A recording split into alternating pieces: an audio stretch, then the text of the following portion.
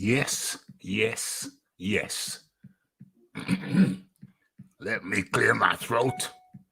It's the Raphael Dawkins with the Combat Radio, and we are live.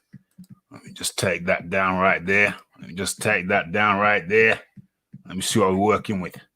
Okay, let's resize this shiznix. Okay, let's see how it's looking. Okay, looking good. So, what's the name of the piece? As a matter of fact, rat-tat-tat-tat. Let's first things first. Let's do the sound check. Let me do the sound check. Where are we? Boom, boom, boom. Hey, see how it's looking. Yep, we're good. We're good. What's going on? James Jameson got his timepieces out. Where's the Rolex? Where's the Rolex? What's going on? Why am I showing that? What's this here? Oh, okay. Damn. Am I still sharing the damn screen? Yep. We're good. We're good. What's going on? What the hell's going on? I'm in multiple places. What the hell is going on? Stop sharing. I could have been looking at some private emails. Stop sharing that. Damn it, damn it, damn it. Okay.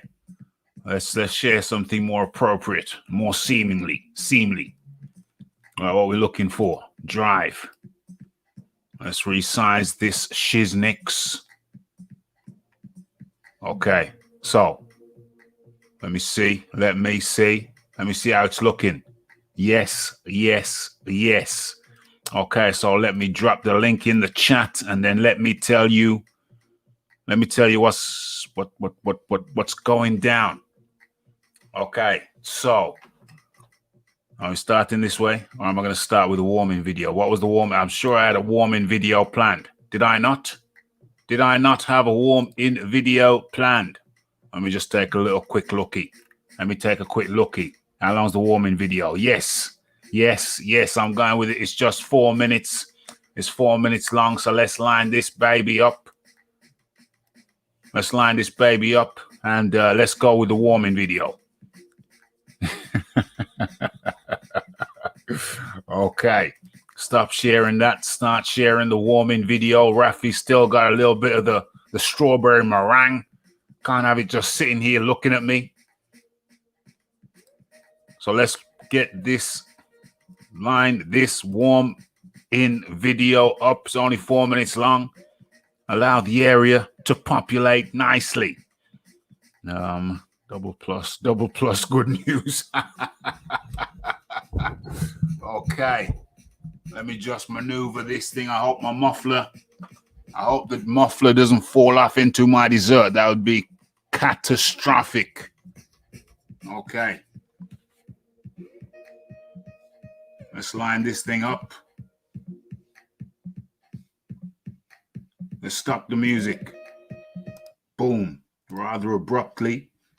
And where is it? There it is. Okay, warming video time. And then when we come back, we get into this shiznix. Gerald Washington, GW, 4 KOs. He knocked out 4 times KO. He's been knocked out by Charles Martin. He's been knocked out by Adam Kawanaki. He's retired by Jarrell Miller. And he got knocked out by Deante Wilder. He's fought some half decent fellas. Okay, knocked out 4 times. Let's see. AK. Hold on, I gotta look at how many fights these cats have had. So he's had 20 fights, 1 KO. 1 times KO. Should really look at the amount of fights they've had as well, though. Who is this? Gerald Washington. How many fights is he at? 20. Okay, 20 fights, the same amount of fights as Kawanaki, 4 KOs. Arguably better opponents, though. Yeah, probably better opponents for Jarrell Miller, Deante Wilder. Okay, now let's look at. Okay, Robert Helenius has fought 30 times. That's 33% more than the other 2. and knocked out. Lost 3 times, KO'd twice. And we're looking at Robert Helenius, 3 KO'd 2 times. So he got KO'd by Gerald Washington and KO'd by Johan Duatos back in 2016. KO'd 2 times. Now let's look at Charles Martin. He's the other Mr. Average. Okay, 28 fights. More than the Kawanaki and Washington, and 2 less than Helenius. Ex-champion. He's been lost twice, knocked out only once. So, Prince Charles Martin 1 times KO'd. Was KO'd by Anthony Joshua 2016. And he lost to Kawanaki by unanimous decision. Okay, so we have a tie break, so we're going to have to find a tie break. The tie break is between Adam Kawanaki and Charles Martin. Okay, so we have a tiebreaker in the battle of the Mr. Averages. Okay, so we're going to have to look at the better who got knocked out by the higher caliber opponent. And we know that Charles Martin got KO'd in his title defense against Anthony Joshua. So a tiebreak is going to come down to who got knocked out by the better opponent. The person who got knocked out by the better caliber opponent is the guy who wins the battle of the Mr. Averages. Let's have a look who knocked out Adam Kawanaki. We know who it is. It was none other than Robert Helenius, Super 6 of the Averages. How is Kawanaki shortlisted coming up for KO loss? Well, that's what we're looking at. Otto Wallin beats the Nordic Fireman. Otto Wallin doesn't even make the battle of the averages, though. Serious talk, real talk. Otto Wallin hasn't even elevated himself to the battle of the Mr. Averages. He's not in it yet. He needs more work to do to get on the short list. Wilder versus Big Belly would be a fight. Big Belly possibly coming back in as soon as February 2022. Check the video I've done. Allow me to present to you the king, the prince or the king of the battle of the Mr. Averages. How did I arrive at this figure? Well, okay. We had Gerald Washington, around 20 fights, knocked out 4 times. And then we had Robert Helenius, Robert Helenius, he's fought 30 times, knocked out twice. Then we come down to AK, Adam Kawanaki, and Charles Martin. So Charles Martin has the edge again because he's had 28 fights in comparison to Kawanaki's 20 fights. Kawanaki 20 fights, Charles Martin on 28 fights. And they've both been knocked out once. And so we needed a tie break. There was a tie break, and we had to look at the caliber of who got knocked out by the better caliber fighter. And for Adam Kawanaki, that was Robert Helenius. But for Charles Martin, it was Anthony Joshua. So Prince Charles Martin emerges as the king of the Mr. Averages. Kawanaki. Okay, that was the warm-in video. Let me just fix my muffler. There we go. There we go. Okay, so you are in tune to Boxing Talk with Rafi 219. And I don't think we've talked about the topic yet, but I'm sure you know what the topic is. The topic for discussion today is Wilder and Fury in arbitration. But I got a little twist to it. The WBO, I got an article. The WBO are to conditionally approve Anthony Joshua versus Tyson Fury. So we're going to look at that. We're going to look at a bunch of things. As a matter of fact, rat-a-tat-tat. Okay, the strawberry meringue has gone down marvelously, gone down beautifully. So where do we begin? Let me just line up the article, line up the first article. And then we're going to take it from there. There's a bunch of things to talk about, and I ain't written them down. Feeling reckless. Rafi's feeling footloose today. Got a few developments to discuss. Okay, first things first, let's kill the music just a little bit. It's a little bit too hype for this time of night. I know what I'm going to do. I'm going to go into something nice and mellow. We're going to go into something nice and mellow for the people. Fits my mood. Nice and mellow. Okay, there we go. Boom, boom, boom. That's my go-to track when I'm feeling super mellow. Okay, let's line this thing up before we go into the chat. See what people are up to. See what people are saying. And what am I doing here? Okay. Let me stop sharing that and let me start sharing this. Where is it? Oh, there it is. Boom, boom, boom. Let's line this thing up properly so I know where it is. Okay, how does it look? How's it looking from your end? Let's make this thing a little bigger. How's that looking now? Okay, we can still improve on that. Let's go up. Let's go up. Let's go up. All the way up.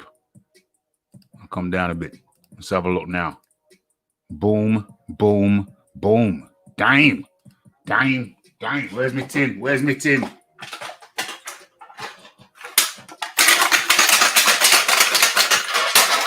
Saif Bud comes in with the donation. Super chat. Dominator. Domination. Excellente. Nice. Good to have you up in here. Okay, I think the link is in the chat. Let me drop the link in the chat again, just in case it's not immediately visible. Okay, there it is. Okay, so what we're looking at here, we're looking at Deante Wilder versus Charles Martin in talks as hopes of Tyson Fury. Of a Tyson Fury tree match. It's not a rematch, it's a tree match. Fade away into the distant. It's like a leaf in the autumn. Have you ever seen a leaf in the autumn when the wind just carries it away into the distance? It's just like that. Okay. So I hope Martin don't wear the same shorts he did against AJ.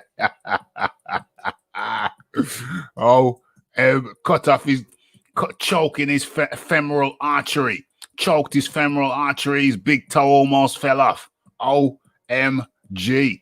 Okay, so before we get into the article, you can see the article up there on the screen. Before we do that, let's just take a gentlemanly look at the chat. Okay, so where are we gonna start? Jeeves and Tarquin just clearing up the banqueting table. Yes, they left me with a rather splendid strawberry meringue, which went down very, very well. Iron Kong up in the building. Yes, we are here. We are here. Just finishing up this strawberry meringue, and we on it, mate. We are on it. Okay. So what's this here? Been hearing rumors. That the big hand has fallen off Rafi's Mickey Mouse watch. OMG. Well, you know, it's a Mickey Mouse to you, but it's a Rolex to me. How about that? Okay, let's go. Let's go. What's James Jameson saying? James Jameson are upsetting the Wildettes. Time for the Wildettes to get a reality lesson. OMG. Where we at now?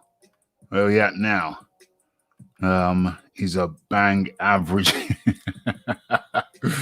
I mean, nobody, not even the good doctor himself, can deny that Charles Martin, Prince Charles Martin, to you, James, the Bonnie Prince Charles Martin is bang average. Case closed. Monday show, my lord. Oh gosh. Evening all. Double plus good news. Double plus sponsored by Disney. Hey, they can come through. The Disney Channel can come through with a sponsorship anytime. anytime. Okay, Lisa Bayliss, Philip Khan Roberts up in the building. The Bronze Plumber up in the building. Shrek versus Bambi arbitration. OMG. The Lisa Bayliss, the lovely Lisa Bayliss is up in the building. Where are we now? Where are we now? Peace and power. Peace and power. More life. More life. Where are we now? Okay. What's this here? Wilder should go for Ruiz. At least that would be competitive. Oh, I forgot. Wilder doesn't like to challenge himself. Dame. I hope you don't scare off the Wilder fans, Sir James. I told everyone last year it was going to be Wilder versus Springsteen. Dame. Okay, so where are we now? Where are we now? Wilder versus Hughie Fury. You know what? That would be interesting. That would be interesting. I think I'd be more interested in Wilder versus Hughie Fury than Wilder versus what's his name? Bonnie Prince Charles Martin. Fighting words with Scythe Bud up in the building. Where are we? Where are we? I hope Martin doesn't. Yeah, we did that one. That's a good one. That's a good one. Where are we now? Where are we now? Cheers, old chap. Cheers, old chap. Maybe Rafi should pull out his. Maybe Rafi should pull out his bowler hat. Maybe he should. Maybe he should. We're just finishing off this this chat here. What's going on? What's going on? What's going on? Martin is better than some give him credit for, but he's bang on average. And in comes, where are we? In comes, there we go. In comes the man like the Iron Kong. Iron Kong. How do you do today? Yeah, Rafi, good night, man. How you doing, my brethren? Yeah, I'm doing good. You know, I'm doing good. It's been a hectic day. It's been a hell of a hectic day. You know, the Rafi's getting rid of excess stuff, excess furniture, excess things I don't need.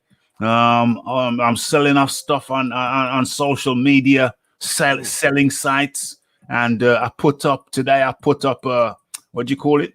I put up a box, a computer box, an iMac computer box for the Apple. Because, you know, when you're selling your iMac on, you know, they hold their price reasonably well. And if you've still got the original box for it, then, you know, you can add a little bit on because you got the original box. So I'm selling the box. And I've been selling it now. It's been advertised now for a week. Other stuff has gone. It's still lingering around. I was selling the box for £10. And I thought, okay, let me join a few other sites so I can get this out of the way real quick, like real smooth, like and real quick, like. So I joined a few other sites, you know, and next thing I know, I put the box £10. I put the box up on this particular site. Next thing I know, this woman, rather attractive woman, I must say, she comes out with some kind of laughing emoji. Hey, she tags somebody. She tags a few of her friends, a female friend. She tags them and she goes, "This guy's selling a box." So I think to myself, listen, if you don't want the box, move on. What are you tagging people, telling them that this guy's selling a box for? Right. What the hell is that all about? So next thing I know, another woman comes in. She goes, "Oh, he's selling a box. He's selling a box." Now this thing's getting out of damn well out of hand. It's getting damn well out of hand. But fortunately, some other people start coming in immediately and they're going, "Well, actually, he's selling the box for £10. Well, actually, these boxes go for £30 on eBay." Between £20 and £30 on eBay. Then the next guy comes in and said, "Well, actually, I sold one of these boxes on eBay a couple of days ago for £28. Oh, there you go. So Rafi undercutting himself. I was undercutting myself. So obviously what I did was, after, you know, I dealt with these mocking ladies, the mockingbirds, after I dealt with the mockingbirds, what happened? Yeah, I doubled the price from £10 to 20. And I say, "How you like me now? How you like me now?" You was vexed that I was selling a £10 box. Well, now it's 20. Hold that. Hold that. For You sale. know? Madness. So that held up my time because I couldn't have these mockingbirds. I couldn't have these mockingbirds getting the last word. So I had to stay there on my damn computer. And I'm going back and forth with these people, kind of pretending to be light-hearted. But really what I'm thinking is, listen, you either want it or you don't want it. If you don't want it, do one. I actually had to block somebody. She said, what did she say? She came out and she said, chuck it in the bin. So now understand, this thread is for people who are going to come in and prospectively buy the damn thing. So I just blocked her straight away, and then I wrote what did I write? I wrote her name. I said, great idea, whatever her name was. Great idea, and full stop, not. So yeah, I had to take care of them people. Then bring back civility, and then we were good. So I got lots of stuff, and they're selling nicely. Mockingbirds, lots of stuff selling nicely. And then what? I can't talk about that little story because that's gonna carry over until next week. Well, it's been a hell of a hectic day, but the Rafi's got some great news. Okay, I might as well bust the news now. Before we get into this shiznix. As a matter of fact, rat-tat-tat-tat, hold up. Wait a minute. Okay, yeah, let's do that so people know what's going down.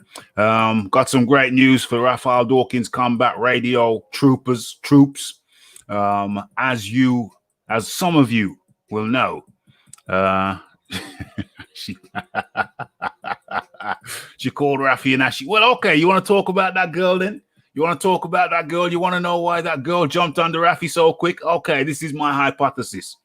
About 5 years ago, it was summertime, and Rafi was riding his bike, and we were in the town center. I was in the town center, and I saw this lady, and she kept on looking at me. You know, attractive woman. She kept on looking at me. So as I rode past her, and I thought, forget this. So I kind of swung around. I did a U-turn. You know what I mean? Summertime, on the push bike. You know, shorts and vest weather. So I pull up next to her, and we start talking. And long story short, we ended up, there's a little outside bar. So, you know, the Rafi being the gentleman that he is, I said to her, what's this here? Is the Dawkins versus Haystacks? Is the Dawkins versus Haystacks DVD out? It ain't out yet. Rap Star Boxing TV, I see you. Let's hang on for a minute. We're just chopping some stuff up before we get into the main thing. So, you know, Rafi being the type of guy that he is, you know, there was an outside bar. The sun was shining. So I thought, let me be a gentleman. The lady looks thirsty. Who we got here? We got T White up in the building. OMG. What's going on? And then we got the big boys boxing. OMG. Everybody's in here. The link's in the chat. Where's the link? Anyway, it's there. Well, Rafi. Sorry? No, sorry not to cut you off, but you know what I'm saying? I came on because, you know, as long as I hear Shades of Ali name, I got to be in here. We'll get to that. Don't worry about that. Shades of Ali. Just so you know. We'll get to that. So Rafi goes in, you know, the lady looked thirsty, buy her a drink. And then we sat and we chat in the sun. It was a beautiful thing. It's about 5 years ago. And yeah, that was fine. And that was that. So when I look at the picture of the lady who made the first comment, she looks remarkably similar to that lady in question. Do you see what I'm saying? Was it random? Is it random? Is it her? I don't know, but I suspect it is. There's a deeper story than that, but there's lots of people populating the chat. But anyway, before we get into it, the good news, I think that's her. But anyway, the good news is that some people may know, many of you may know that the YouTube, since the George Floyd incident over there in Minneapolis, earlier on, 2019. You know, the Rafi covered it. We covered it over here on the Raphael Dawkins Combat Radio, and it appears very strongly that we were, or the Raphael Dawkins Combat Radio was penalized, because ever since the George Floyd thing, ever since we covered it over here, the Raphael Dawkins Combat Radio, YouTube has been withholding my live shows for 12 hours after the end of the show. So my hypothesis is that that was designed to kill off the channel, but it didn't work. Didn't work. We're still here and still growing. Although admittedly at a lesser pace than we would have been growing if the YouTubes had not decided to withhold the live shows for 12 hours. But the good news is that after 9 months of being subjected to that, I finally thought to myself, hold on a second, we're in the COVID tier 4. We're in tier 4 right now. So I've got time. So why don't I use that time to challenge them again? Challenge them before, but I thought I can't focus on that.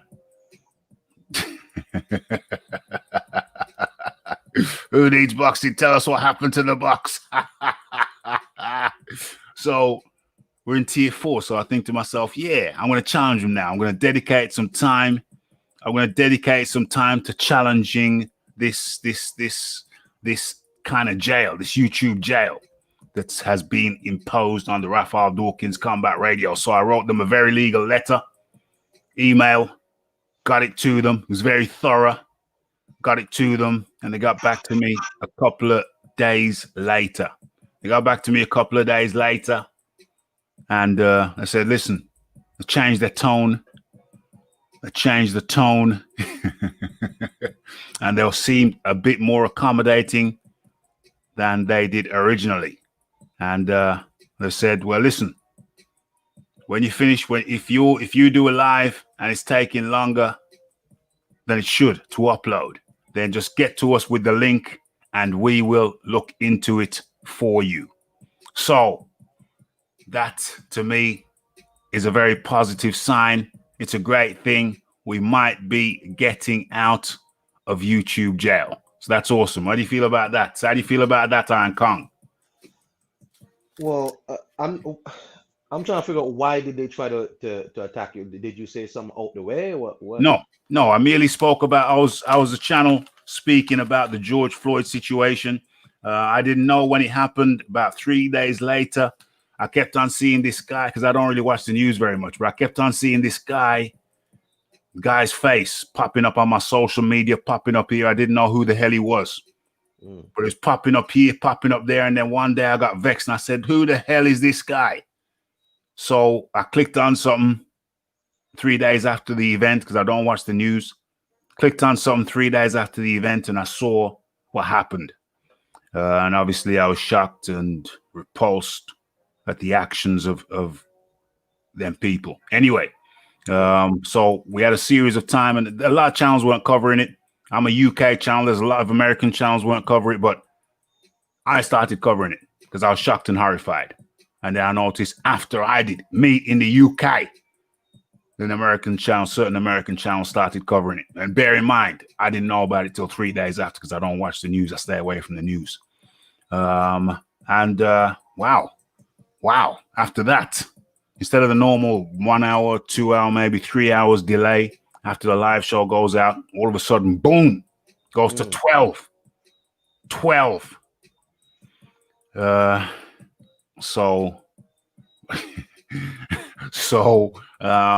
And then I got into try to find out what's going on. They're telling me a whole load of crapola. And it's been 9 months later. I just left it alone, because I thought if I focus on this shiznix, you drive yourself mad. So I'm not going to focus on it. I just focused on the show, did the show, even though they're penalizing me. But I thought, I'm going to leave it alone. So I left it alone. And then I thought, hold on, we're in tier 4 now. I've got time. To dedicate some time to this shiznix. Sure. And so I wrote a very legal email. I have a little bit of experience of writing. writing stuff. I used to work in arbitration. Arbitration, how fitting and appropriate. Used to work in arbitration, so I know how to format certain letters and certain emails. And I did that about a couple of days ago, about 3 days ago. And they got back to me, I think yesterday. They got back to me saying that, you know, they're going to help. They're going to help to try and get this thing right. So they're acknowledging things ain't right, and they're going to try to work with me to get things right. Hold on a second. Let me just take care of something right about now. Where are we? Okay, so that's a straight out of here. Okay, so that's the good news for the channel. It looks like we might be making headway to get the thing right. Okay, so that said, let's get into this thing. Okay, so sources. What sources? Okay, Deante Wilder. This is an article from SI Sports Illustrated. So we're getting into the boxing thing now. For those visitors, for those people who are strangers to the channel, that was mainly for the channel people who follow the channel, channel members.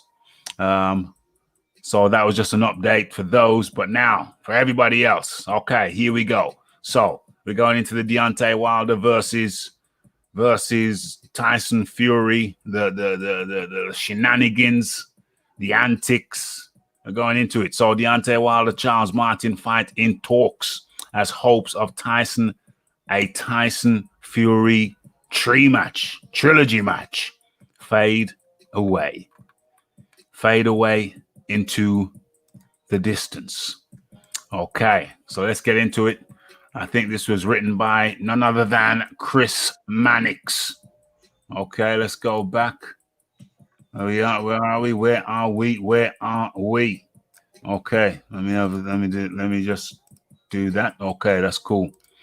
Okay, so while representatives for Deante Wilder cling to rapidly fading hopes for a third fight with Tyson Fury, there have been preliminary talks to match Deante Wilder against former heavyweight title holder Charles Martin in the first quarter of 2021. Okay, so last February, Fury knocked out Wilder in the 7th round in a rematch of a thrilling 2018 draw betwixt the two, handing Wilder his first professional defeat. Okay, a contracted third fight scheduled for the summer was scuttled after the COVID-19 outbreak. Okay, targeted dates of October and December were scrapped as well. In October, Fury announced that, hold on a second, it misses a chunk here. Targeted dates in October and December were scrapped as well. Okay, so we have to remember during that time, Deante Wilder, they couldn't fight earlier because Deante Wilder had an injury. And then the COVID hit. So around this time, the October time, that's when Deante Wilder was ready to fight again after he'd rehabbed. And then there was scuttling back and forth around the October to December time, scuttling back and forth. Tyson Fury said he wants to fight. Deante Wilder wasn't saying nothing. But the implication was they wanted the fight later. I think, what did they say? What did they say? February? I think Wilder or Finkel said something about February when the crowds come back. So Wilder was, by silence, indicated that he was not down with a December fight. Wasn't down with a December date. Wasn't feeling the December date. Okay, so all right, so with the lack of commitment from Wilder and Finkel, in October, Fury announced that he'd moved on from facing Wilder, and Wilder responded by initiating a mediation. Well, he didn't respond by initiating a mediation. What he responded by? He responded with a slew of allegations, and it was quite interesting because there was a question mark about what Deante Wilder would say when he broke his silence. So there was this big question mark, and we were wondering, was he going to follow a narrative set for him by a group of other channels, a group of channels that go by the name of the LDBC. We was wondering whether Wilder was going to follow their lead, which I had seen him do before. I've seen a pattern of behavior in Deante Wilder where something doesn't go his way. Like, for example, the DAZN negotiations, the Anthony Joshua negotiations. And what he would do is he would go silent. He would go silent. And when he returned, he would come back with whatever the LDBC was saying. He would come back and say the same damn thing. And so I was waiting to see, many people were watching and waiting to see if he would come back and speak his own mind, or would he come back with the LDBC narrative? And we all know how that went. Okay, he did. That's exactly what he did. And as a result of him coming back with the ludicrous and outrageous LDBC narrative, as a result of that,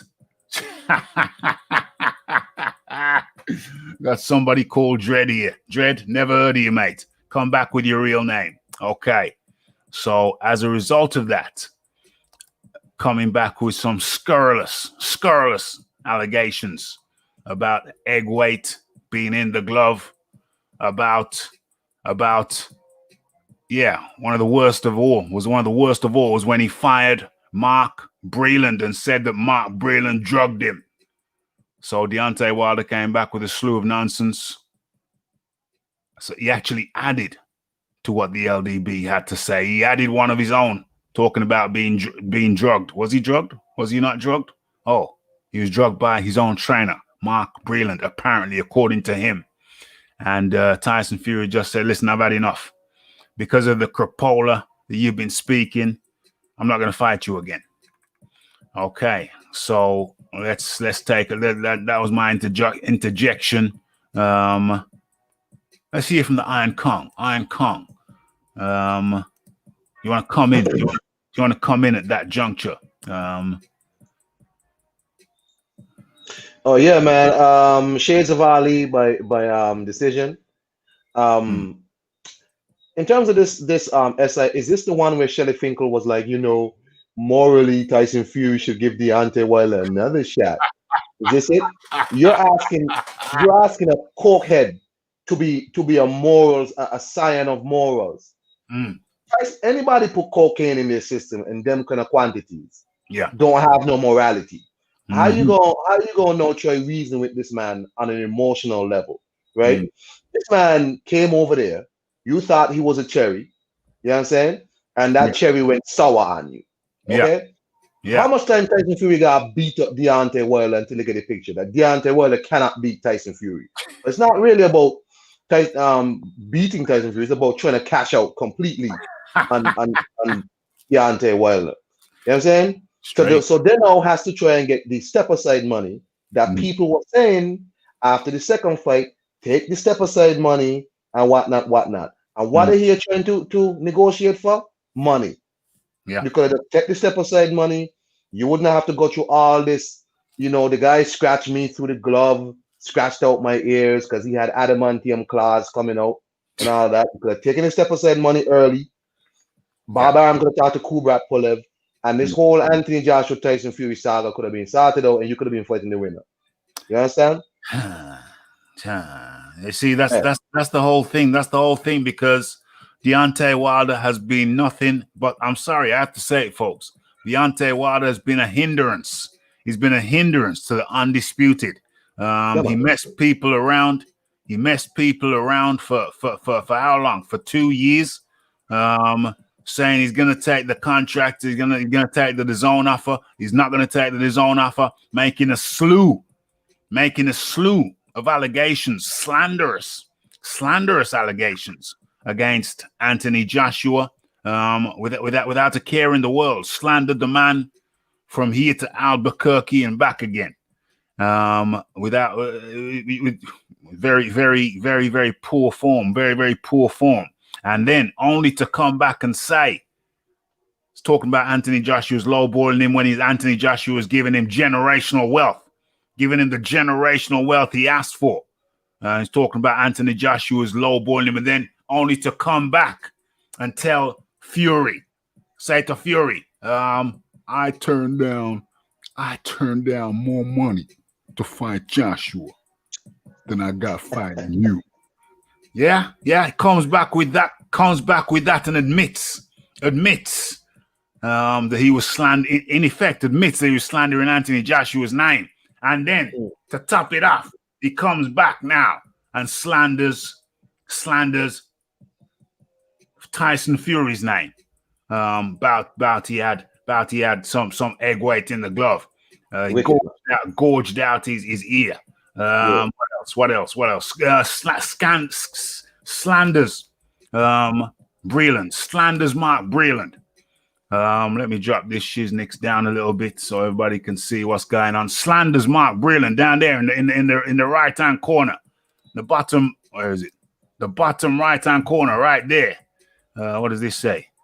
He said, what does he say? He says, I spiked your water, biatch. Right down here. Okay, I did a video on that. So he's gone on a world tour of slandering people. Very, very poor form, admits that he ducked the big money being offered by Joshua, the Zone, Matchroom, and fought Tyson Fury for lesser money. So many angles to this, but in comes the man like Big Boys Boxing from down there in New Zealand. Big Boys Boxing, how do you do? I'm good, man. I'm good. Hope you boys are doing well as well. Sweet as a nut. Sweet as a nut. And for our American viewers, there are different definitions of sweet. Over here in the UK, sweet means good. I understand it means something else over there. So yeah, and down in New Zealand as well. So let's be clear. Big Boys Boxing. Yeah, take it away, my friend. Take it away. Anywhere you want to go.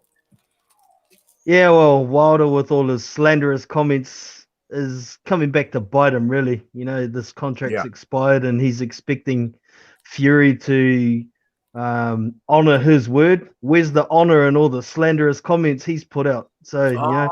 Oh, that was my point.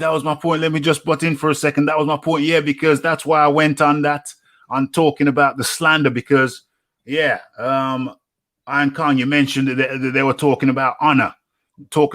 Shelley Finkel talking about honor. And my point is, where is the honor in all the slander? Where is the honor in all the slander? But Big Boys Boxing caught up on that. So thank you. Yeah, carry on, Big Boys Boxing. Yeah, well, so is it Cypress Hill? What go around, come around here. What go around, come around. Yeah. And also loose ends. What goes around comes around. Yeah.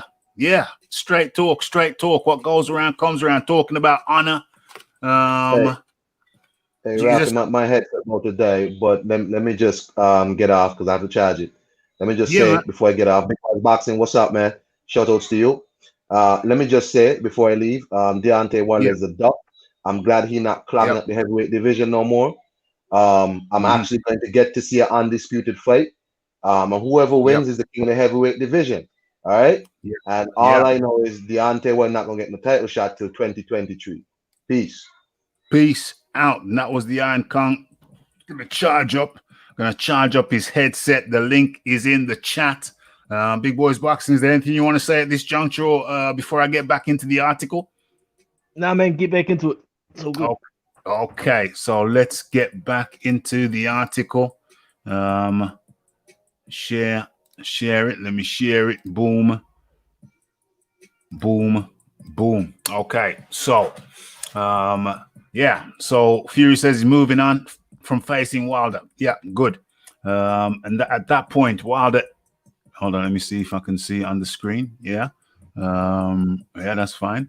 And at that point, Wilder responded by initiating a mediation process, hoping to force Fury to honor the contract. Now, let me say at this juncture, the contract, by all accounts, or certainly by Shelly Finkel's account and by Tyson Fury's account, Shelly Finkel? No, Bob Arum's account and Tyson Fury's account, the contract had expired.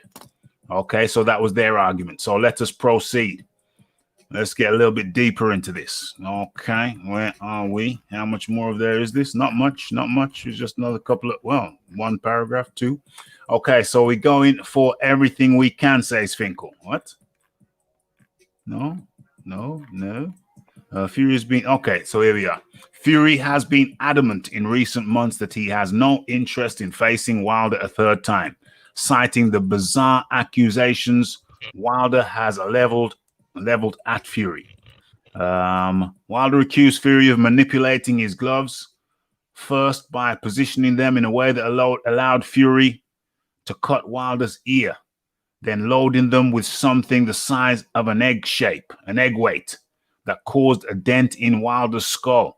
It was one of several conspiracy theories Wilder argued without evidence in the aftermath of his defeat. Hold on, let me just stop there for a second. Let's just chop up this for a second. I seem to recall Wilder saying he had evidence, he had proof. Do you recall that, Big Boys Boxing?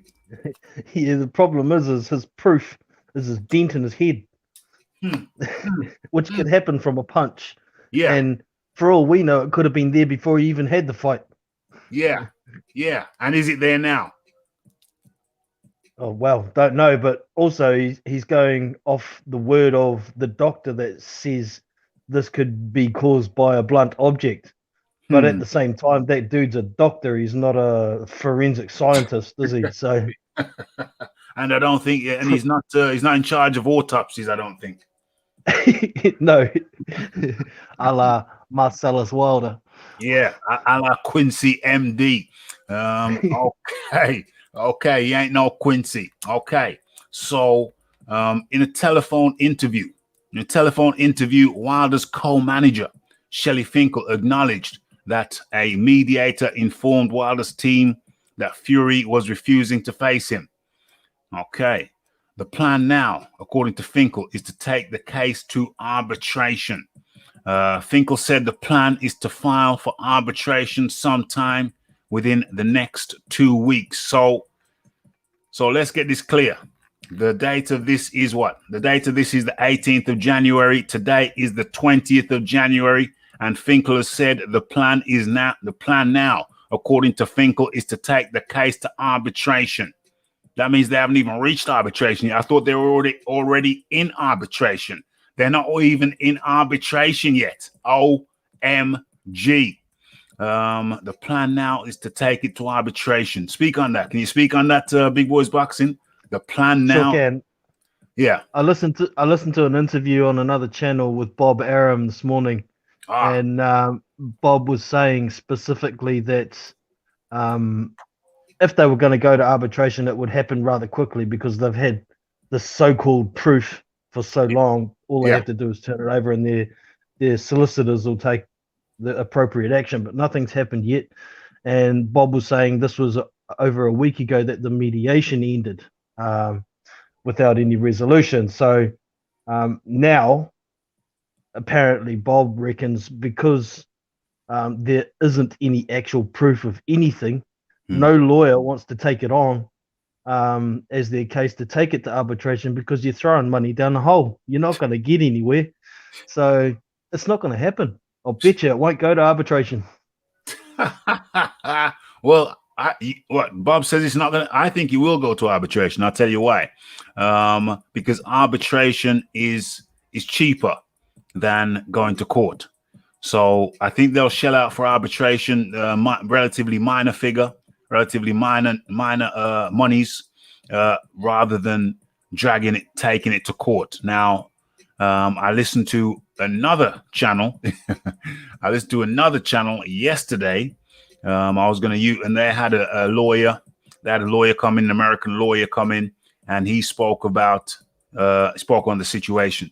Now, going to arbitration is relatively cheap. going to court, that could be something that would drag out for 2 years. That's just in the preliminary stages. Could drag out for 2 years in the preliminary stages. A, and B, expensive. So the reason I think they do go to arbitration is because it's not really costing them much.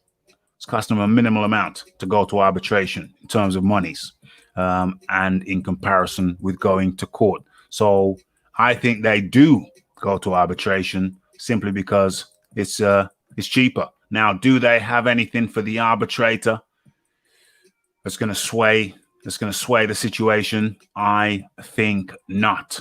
Deante Wilder said that he had proof. We ain't seen no damn proof. Okay, but The thing with the arbitration is that can't include anything to do with cheating. That's nothing to do with the courts. That's up to the WBC. He's got to take the case to them and prove to them for them to make any ruling on the decision or an ordered rematch. The arbitration would involve the validity of the contract. And if the contract is expired, there's nothing to arbitrate over. Yeah. And lawyers kind of work like boxers. They don't want to take on cases that they might lose because it damages their reputation. So the problem's going to be getting a lawyer to take it on. Wow. Did Bob Arum say that? Yeah, pretty much. Wow. Not in the exact words, but yeah. And he is a lawyer by trade before he was a promoter, so he knows what he's on about. That's right. I had a conversation with where is he? Where the good doctor. I had a conversation with the good doctor yesterday in the secret society, and I said as much. I said, you know, you do realize that Bob Arum is a lawyer by trade. Okay, so let's continue with this article.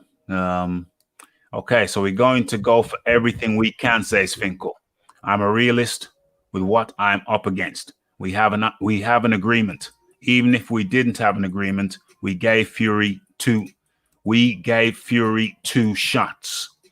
He has made more money than he's ever seen. Deante was very kind to him while he was going through his mental problems. Forget everything else. Morally, he should give him his shot. Now, I have to talk about this. I'm glad we come across this. I have to talk about this. We gave Fury 2 shots. Yeah, well, why didn't you give those shots to Anthony Joshua, who was the champion at the time?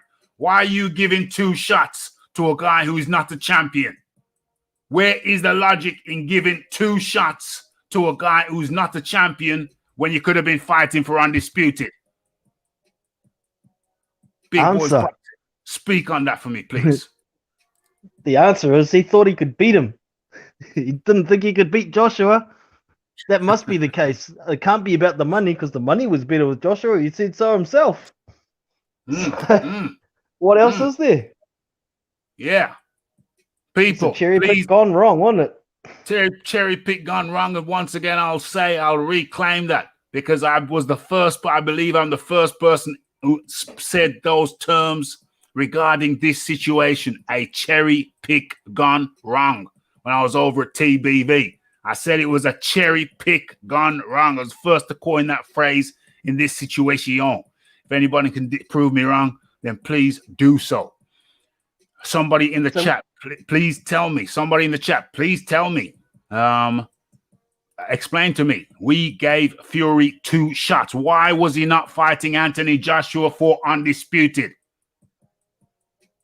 He worded it like he gave Fury 2 shots, but all he was really doing was trying to give himself a couple of paydays before he fought Joshua.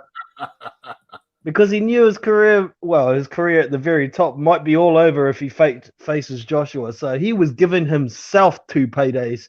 Yeah. And he wasn't too worried about giving Tyson anything. All he wanted to give Tyson was a hiding, but that never happened. That never happened. Okay. And while we're here, okay. So let's get deep into this now. Okay. One of the reasons that he gave, I've heard him say it on multiple occasions. The word morally says it all. He has no case. Yes. What? Hold on a second. Yesterday, I was lying Today I was telling the truth, Bob Arum. Don't detract from the fact that Bob Arum is a lawyer by trade. You don't detract from that. Okay, so let's talk on this now, because I'm really going to get all up in this.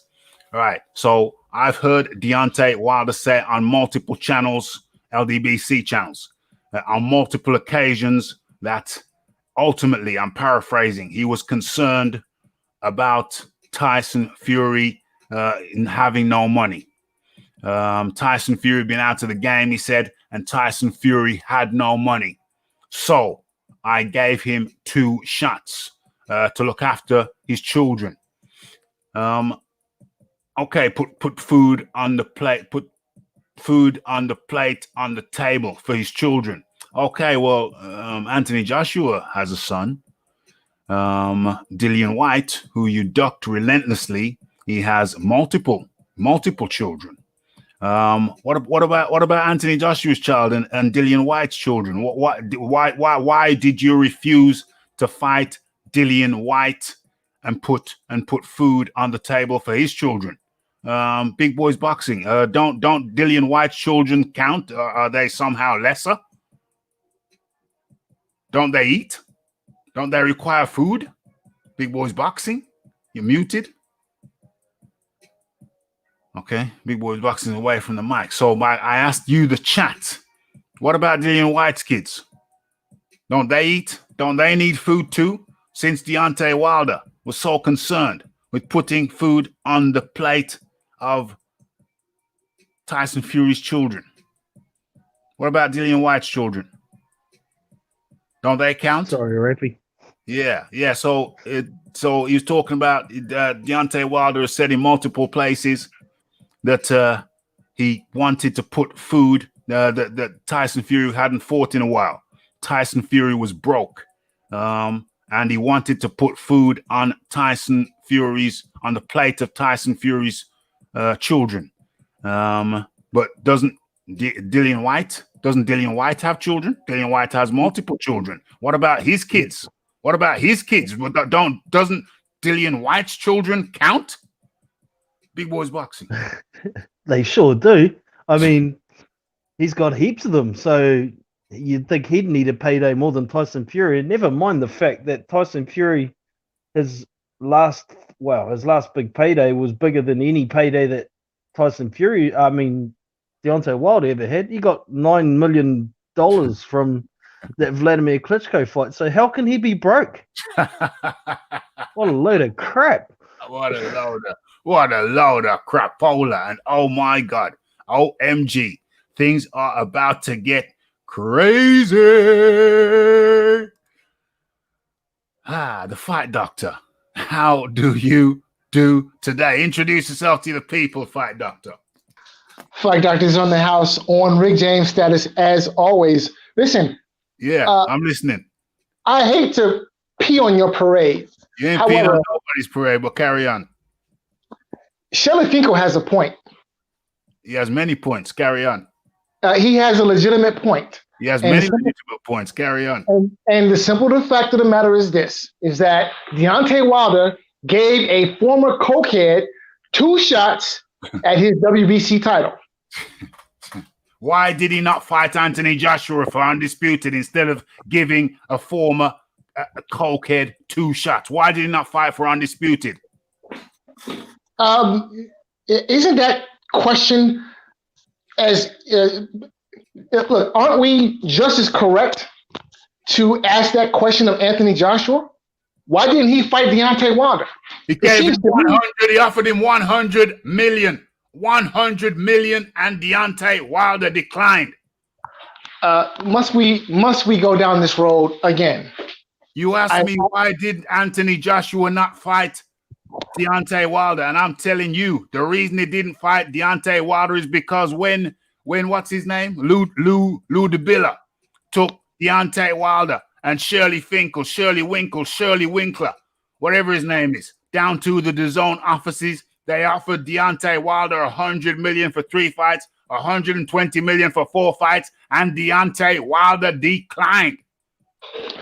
And this offer included a guaranteed shot at Anthony Joshua. That offer guaranteed 2 fights at 40 million apiece. Who do you think they were offering? Canelo? So my question is, did the offer include a guaranteed shot? Let's look at Golovkin, right? Now, Golovkin signed with DAZN, and part of his package with DAZN included a shot at Canelo Alvarez. Did that fight happen? That wasn't DAZN's fault, though, was it? That was Canelo leaving DAZN. That was not the question. That was not the question. The question was, did that fight happen? Big Boys Boxing is explaining to you why it didn't happen. But that's not the question. I'm not interested in knowing why it didn't happen. My question is, did the fight happen? Did Big Boys Boxing explain to you why the fight did not happen? Okay, so it didn't happen. It didn't happen, but you didn't answer the question in the first place. Why didn't Deante Wilder take the fight with Anthony Joshua? Mm-hmm. There was no fight offered with Anthony Joshua. The Joshua side never offered a fight with. How can you take something that's not offered to you? I mean, Deante Wilder himself, Shelly Finkel himself, came out and said, we declined because they wouldn't tell us how much Anthony Joshua would be making. Exactly. Okay. All right. If that's your story and you're sticking to it, that's fine. I have a different recollection of events. That's what happened. That's what happened. Shelly Finkel said they declined the Anthony Joshua fight because they wouldn't tell us how much Anthony Joshua was making. That's almost verbatim. Verbatim. All right. So, all right. Well, I mean, if that's your story, you're sticking to it. That's fine. I have no issue with that. But again, I have to ask the question: was any offer ever presented to Deante Wilder that guaranteed a shot?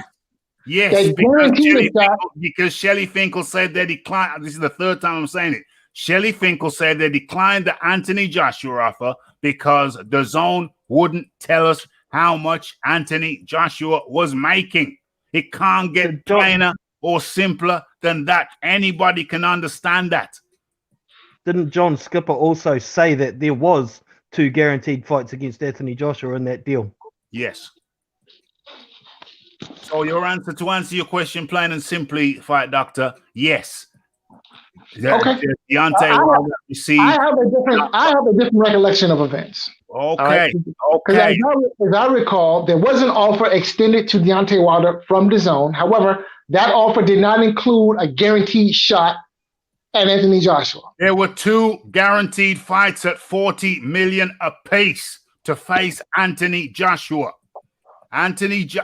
Shelly Finkel said later on, the reason we declined the Anthony Joshua fights was because DAZN would not tell us how much Anthony Joshua was making. And that's plain English. That's plain. It don't get no plainer than that. And I find it disingenuous for you to hold Deante Wilder. Disingenuous is the term you're looking for. This is America, okay? And over here is disingenuous, all right? That's a load of crap, but carry on. I find it disingenuous, okay? Yeah. For you to hold Deante Wilder's feet to the fire for allegedly ducking, but you don't apply that same criteria to your hero, Anthony Joshua. My hero, Muhammad Ali. My hero, Muhammad Ali. Malcolm X, Marcus Garvey. My heroes. Carry on. Okay, I'm sorry. The person whom you cheerlead for. I think that's probably more accurate. Cheerlead? Really? I don't even know if I've mentioned Anthony Joshua's name yet. Where are we? We're 1 minute, 4 minutes. We're at 1 hour, 4 minutes, and 25 seconds. I don't believe I've actually mentioned Anthony Joshua's name yet. That's because you were too busy. The reason why you didn't mention Anthony Joshua's name yet is because you were too busy hating on Deante Wilder. Hating on Deante Wilder? How is looking at this situation by Sports Illustrated? How is looking at an objective piece by Chris Mannix? How is that hating on? You see the problem is, I can tell you what the problem is here. When anybody speaks the truth about Deante Wilder and his ways and his slander his slanderous ways. He slandered Anthony Joshua. Then he slandered Mark Breland.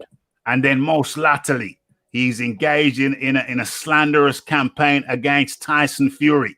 So when anybody speaks the truth objectively about Deante Wilder, you call it hate, whereas most rational people will call that an objective observation. What have I said about, well, it's a rhetorical question. What have I said about Deante Wilder in this 1 hour, 5 minutes, and 38 seconds? That is wrong. Please, the floor is yours. Okay, so look, if you wish to accuse Deante Wilder of ducking for not having accepted the zone offer, that's fine. I have no problems with that. However, if you're going to accuse Deante Wilder of ducking for having not accepted the zone offer, then you must also accuse Anthony Joshua for having done the same thing for not accepting the $50 million he was offered by Al Heyman. Okay, that was a duck. That's no problem. That was a duck. That was a duck, clear as day. No problem. I'm going to talk about the $50 million. Okay, the $50 million offer was a, what do you call it? The Instagram offer. Yeah. So the Instagram offer, the $50 million, the $50 million Instagram offer was a hypothetical figure which was come up with by BT Sports. How do we know this? Because Frank Warren admitted that the figure was a hypothetical figure drawn up by BT Sports when he approached them and said, hypothetically, how much could you offer us? How much could you offer us for an Anthony Joshua versus Deante Wilder fight? Now, bear in mind that Anthony Joshua is exclusively signed to Sky Sports in the UK, and he could not have signed for BT anyway. So that was a bullish offer, hypothetical offer came up with by BT Sports. Over to you. Hey, wait. Doesn't Anthony Joshua fight on Showtime? Wasn't he fighting on Showtime at around about this time? I said exclusive. The Klitschko fight was on Showtime, wasn't it? I said exclusive to Sky Sports in the UK. So he couldn't have been fighting for BT Sports anyway. So that's not in the UK anyway. What have to do with the offer from Al Heyman? I'm sorry, I missed the connection there. The offer from Al Heyman. What was the offer from Al Heyman? Because that offer was a hypothetical offer from BT Sports. So you tell me about the offer from Al Heyman, because I ain't heard about that one. Tell me about wait. What do you mean when you say hypothetical offer from BT Sports? Again, I'm asking a question. Very clear. Look, I'm not from the UK, so I don't know. You know the meaning of the word hypothetical. You know the meaning of the word offer. Hypothetical offer. Put the two of them together and you have the explanation. You know the meaning of the word cheer, and you know the meaning of the word leader, and you know the meaning of the word Joshua, right? So put those two together. Now we're going to cheerleader again. I've already explained that when anyone speaks objectively of Deante Wilder, apparently it's hate. And I already explained to you that in the 1 minute, 4 minutes, and 25 seconds at that time, I don't think I mentioned the two words, Anthony Joshua, once. So, my friend, I think you're on rocky ground. Big boys boxing. Your observation, sir, before we carry on with the article. Well, Frank Warren, from what I understand, was putting that figure out there to fish to see what it would take to get an Anthony Joshua fight. That was not long after, like a couple of days after Deante Wilder made the offer. I don't know where you got Al Heyman making an offer came from, Fight Doctor, because they would have been willing to meet and talk about drafting contracts and whatnot, but that wasn't the case.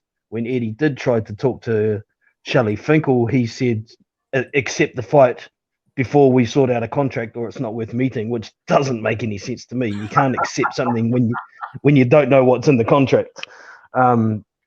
But, you know, I wouldn't hesitate in saying Anthony Joshua did duck Deante Wilder if they had have met to try and nut out a contract and there was something to decline. But as it stands, there was only an offer from Deante Wilder saying there's 50 million in the bag, and there was no willingness to show, look, we've got the money. There was no willingness to meet to nut out a contract. There was none of that. So I can't understand how you could say Joshua ducked Wilder. The fight, doctor. So there are processes and procedures involved in negotiating a fight. And these processes and procedures are well documented. And this is how fights get made. There is almost like a cookie cutter standard process and procedure, right? So part of that is you send a bout sheet to the other side, and the other side, bout agreement, and the other side signs the bout agreement. Now, apparently, Eddie Hearn and company were not happy with going through the normal procedure to negotiate a fight. And Eddie Hearn and company asked to meet with Shelly Finkel to discuss the Instagram offer, and Shelly. So now let me ask this question. Shelly Finkel declined. So let me ask you this question: What comes first? What comes first, the wedding or the honeymoon? Are people even still getting married? Which comes first, the baby or the pregnancy? Which comes first? The pregnancy comes before the baby. So can you have the baby without the pregnancy? You can't have a baby. No, but you need something before the pregnancy to make the pregnancy, don't you? You need a good time before. Yeah, you need some jiggy time before the pregnancy. What comes first, jiggy or the pregnancy? Okay, so there is an order in which things happen. Shelly Finkel did not want to get jiggy. Now, Eddie Hearn and how are you going to get pregnant if you don't get jiggy first? Now, Eddie Hearn and co, they want to have the baby before the pregnancy. They want to have the honeymoon before the wedding. They want to do things out of order. Before all of that comes the jiggy. Okay, that's fine. Jiggy. That's fine. But Eddie Hearn wants to do things out of order. And when the other side says, no, we're not going to do things out of order, Eddie Hearn turns around and asked for a meeting to clarify the fake offer, the Instagram offer. Eddie Hearn asked for a meeting to address the Instagram offer, and Shelly Finkel said no. You cannot have a honeymoon before you have a wedding. Shelly Finkel said no to jiggy. You can't have a pregnancy without the jiggy. You can't have a baby without the pregnancy. You still need a courting period before you get married to figure out whether you want to get married or not, don't you? Yeah. You cannot have a baby. You cannot have a baby before you have the pregnancy. You cannot have the pregnancy before you get jiggy. And I've never heard of anybody saying, yes, I'll accept the fight, so let's sort out a contract. Man, right. So again, Eddie Hearn and co want to do things out of order, which in my mind underscores that they didn't want to fight. Okay, because who didn't want to fight? Eddie Hearn and co. They did 100 million says they don't want to fight. 100 million says they do want to fight. Like I said, Eddie Hearn and company did not want and do not want to fight. On what basis do you say that? On what basis is the basis is this, is that when Team Wilder came to Team Joshua with the money they were asking for, Team Joshua found every excuse not to fight. Where was the money? Did they show proof of funds? Wait. Hold on a second. Wait. Hold on a second. Proof of funds? Wait, no, see, no proof of funds. BT's money. The offer was hypothetical. The offer was a hypothetical offer from BT, not our. Hold on a second, sir. Wait, hold on. That is a silly argument. This whole proof of funds business, and here's the reason why that's a silly argument, right? Yeah, show me. When you look at the highest grossing pay-per-view fights in history, all right, let's just take the top 5 highest grossing pay-per-view fights in the history of the sport. How many of those fights were put on by Al Heyman? All 5? 4 of the 5? You tell 3 me. of the 5? You tell me. I know that he's it's probably 3 of the 5 at least, with one of them being number 1. And the number 1 fight having made like $500 million. Okay. Right? Carry on. So I'm not understanding why Al Heyman, having put on the biggest fight in the history of the sport, needs to prove anything to anyone at this point. I mean, that's a silly argument. What was the biggest fight? What was the biggest fight you're talking about? Mayweather Pacquiao? Mayweather, big name, pay-per-view draw, Pacquiao. Big name, pay-per-view draw.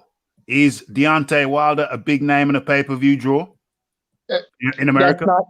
Okay, so your straw man arguments are not. Look, no. It's a direct parallel. It's a direct parallel. You're talking about the biggest fights, and I'm talking about big names. No. What I'm talking about is the fact of the matter is that Al Heyman has a history of having put on literally the biggest fights in the history of the sport. Whereas Eddie Hearn has done what? Eddie Hearn has done what exactly? Eddie Hearn has done what exactly in his career? What has he done? And the prerequisite for that is to have a big name who is a pay-per-view draw. So my question to you, is Deante Wilder a big name in America and a pay-per-view draw? Yay or nay? No and no. But that's beside the point. What did you say? No and no. No and no. There you go. Case closed. No and no. Case closed. Those are all red herring arguments because it's not red herring. It's a direct parallel. You mentioned something, and I said the common denominator in those fights is that you had a big name who was a pay-per-view draw, and Deante Wilder is neither of those things. So is that also true for Anthony Joshua? No. It isn't true for Anthony Joshua because Anthony Joshua is a big name over here in the UK and a pay-per-view draw. Okay, so then what you're saying is that Al Heyman, in order to make a big fight, he needs a big name in a pay-per-view draw. Is that your argument? Well, the common denominator in the fights that you've mentioned are big names, pay-per-view draws. Continue. Okay, so you have Al Heyman, who makes an offer to Anthony Joshua, who in your mind, Al Heyman did not make an offer to Anthony Joshua. Deante Wilder went on Instagram and said, we have 50 million for you. You have a 24 hours to accept. They sent about agreement to Team Joshua, which Joshua refused to accept. No. Shelly Finkel refused to accept the meeting. Okay, so we continue on. Okay, with the article. Okay, let me share it. Don't worry, we're coming back straight to this thing. Okay, let me share the article as we proceed. Okay, so we gave Fury 2 shots. He has made more money than he's ever seen. Deante was very kind to him. Oh my God. While he was going through his mental problems.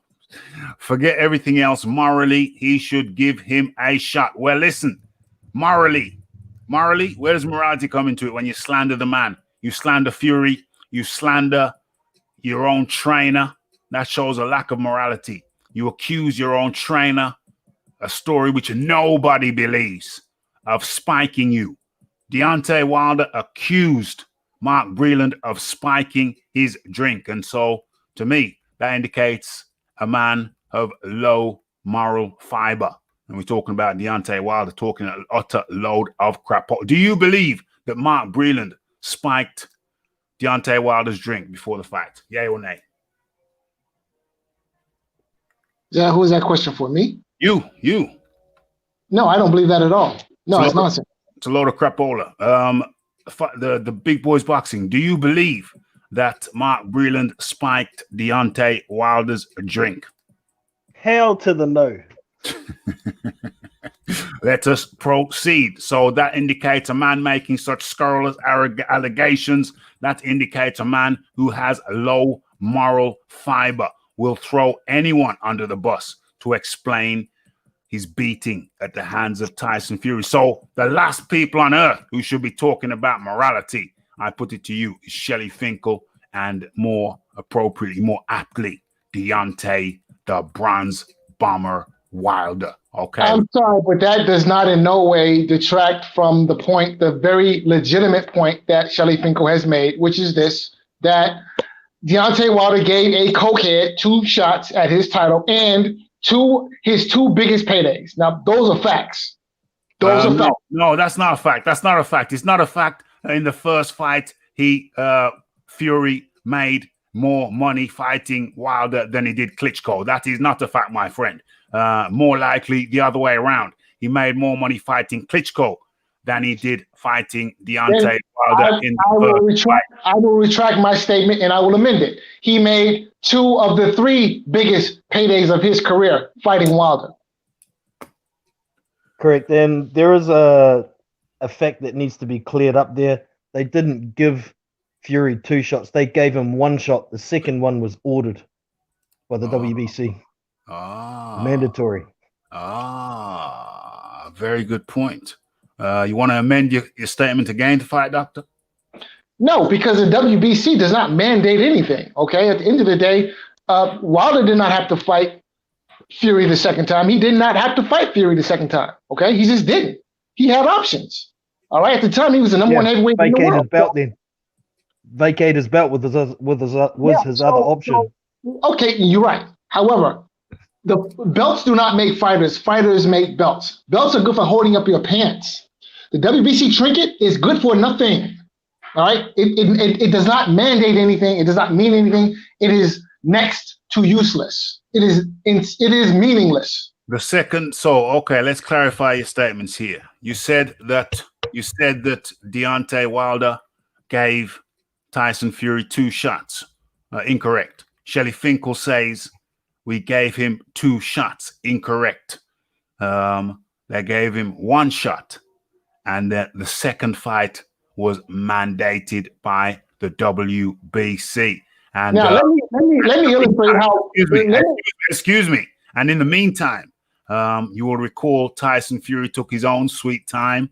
He didn't rush into the second fight. He went and got a deal with Bob Arum's Top Rank, and then came back when it suited him to fight Deante Wilder. So there was no question. So as a matter of fact, rat-tat-tat-tat, Deante Wilder was the one begging for the second fight.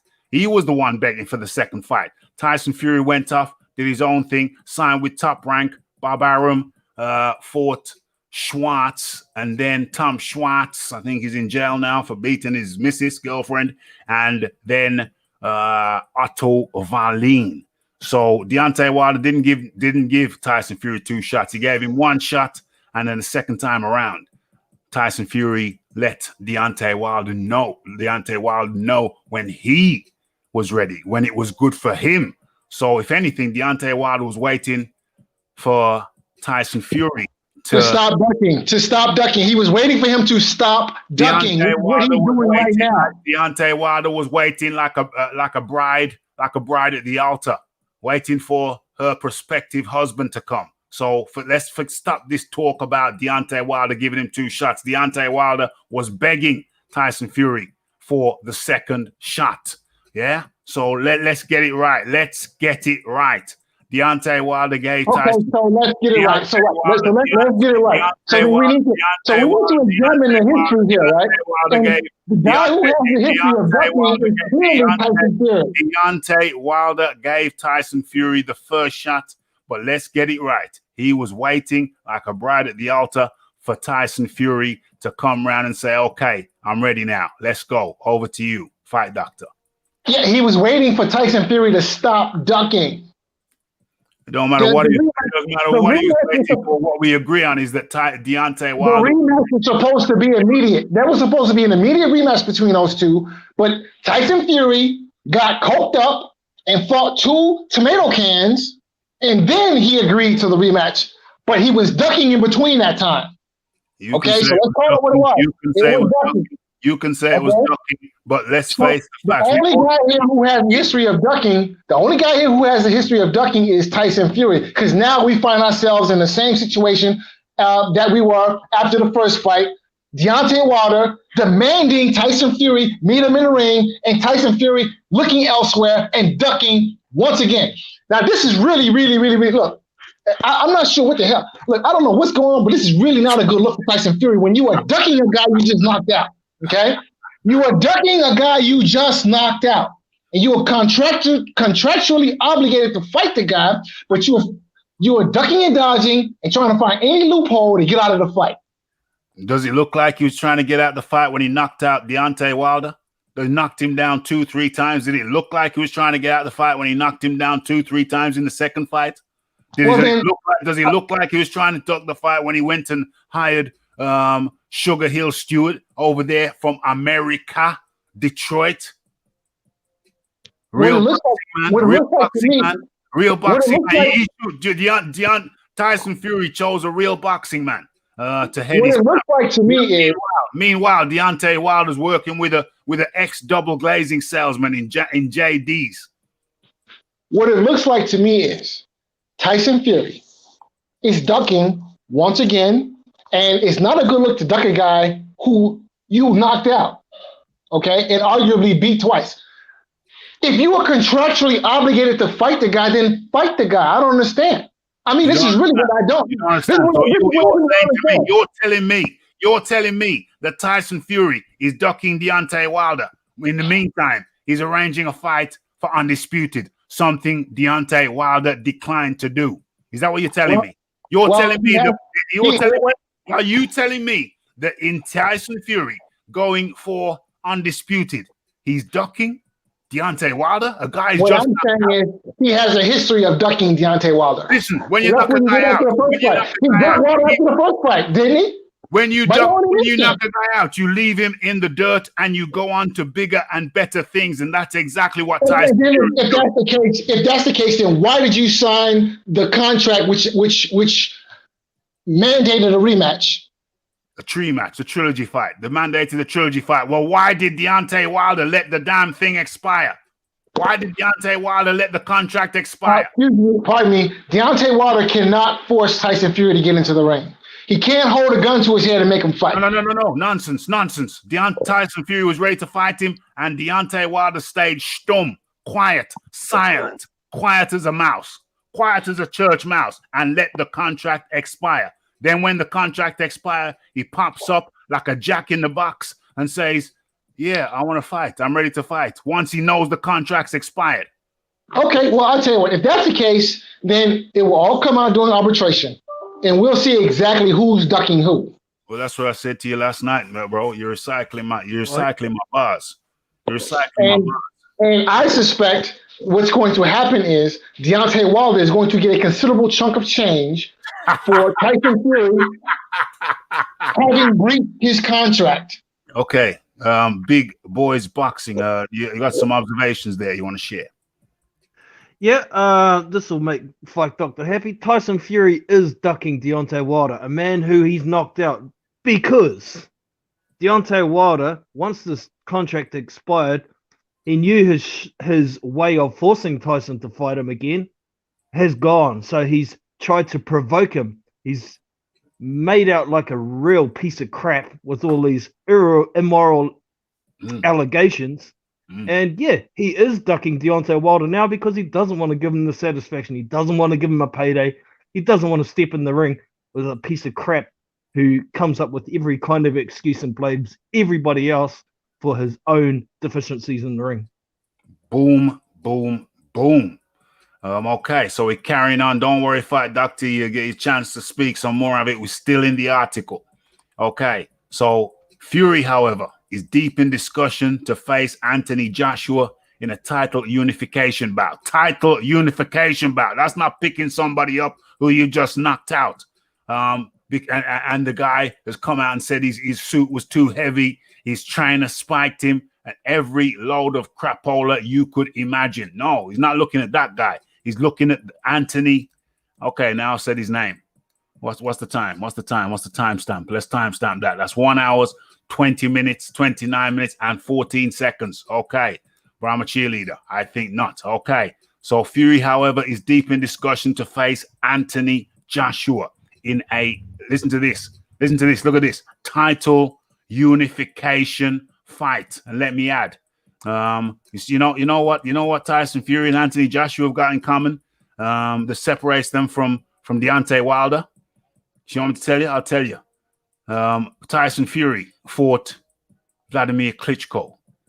Anthony Joshua fought Vladimir Klitschko. Deante Wilder did not. To this day. Okay, so title unification bout. Last fall, a financial structure for Tyson for Joshua Fury for a Joshua Fury fight was agreed. Representatives for both fighters have been sifting through possible locations to hold the fight in late spring. That scenario would leave Wilder scrambling for a new opponent. Asked about Martin, Finkel said the one-time title holder was one of several names under consideration for a Wilder fight. Shelley Finkel then goes on to say, if we can't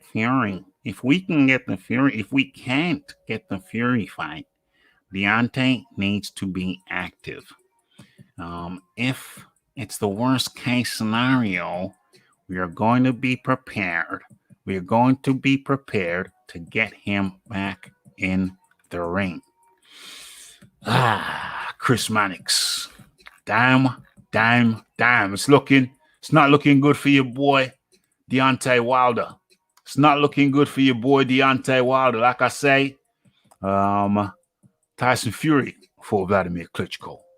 Anthony Joshua, who started to turn professional way later than either Fury or Wilder, fought Vladimir Klitschko.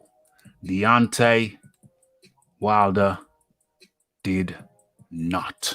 OMG. Okay. So, Fight Doctor's gone quiet, so I'm going into the chat. Going into the chat. Let's have a look at what people say. I'm sorry, guys. We're kind of busy over here. So I haven't got time. Didn't have time to come and interact with you. But I know you was interacting with each other. I hope you all kept it gentlemanly as could be expected. Contract expired. Wilder's team are a bunch of cowboys asking for morals. Them asking for morals when Deante Wilder has been morally bankrupt, repugnant, blaming his own trainer for spiking him. Utterly disgraceful. Where we at? Here's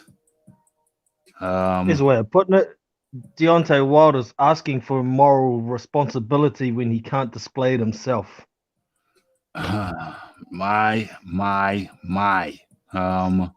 Yeah, he's asking for something that he does not appear to have. Is there any mods other than me and Big Boys Boxing in here? Are there any mods other than Big Boy Boxing and myself in here? Let me have a look.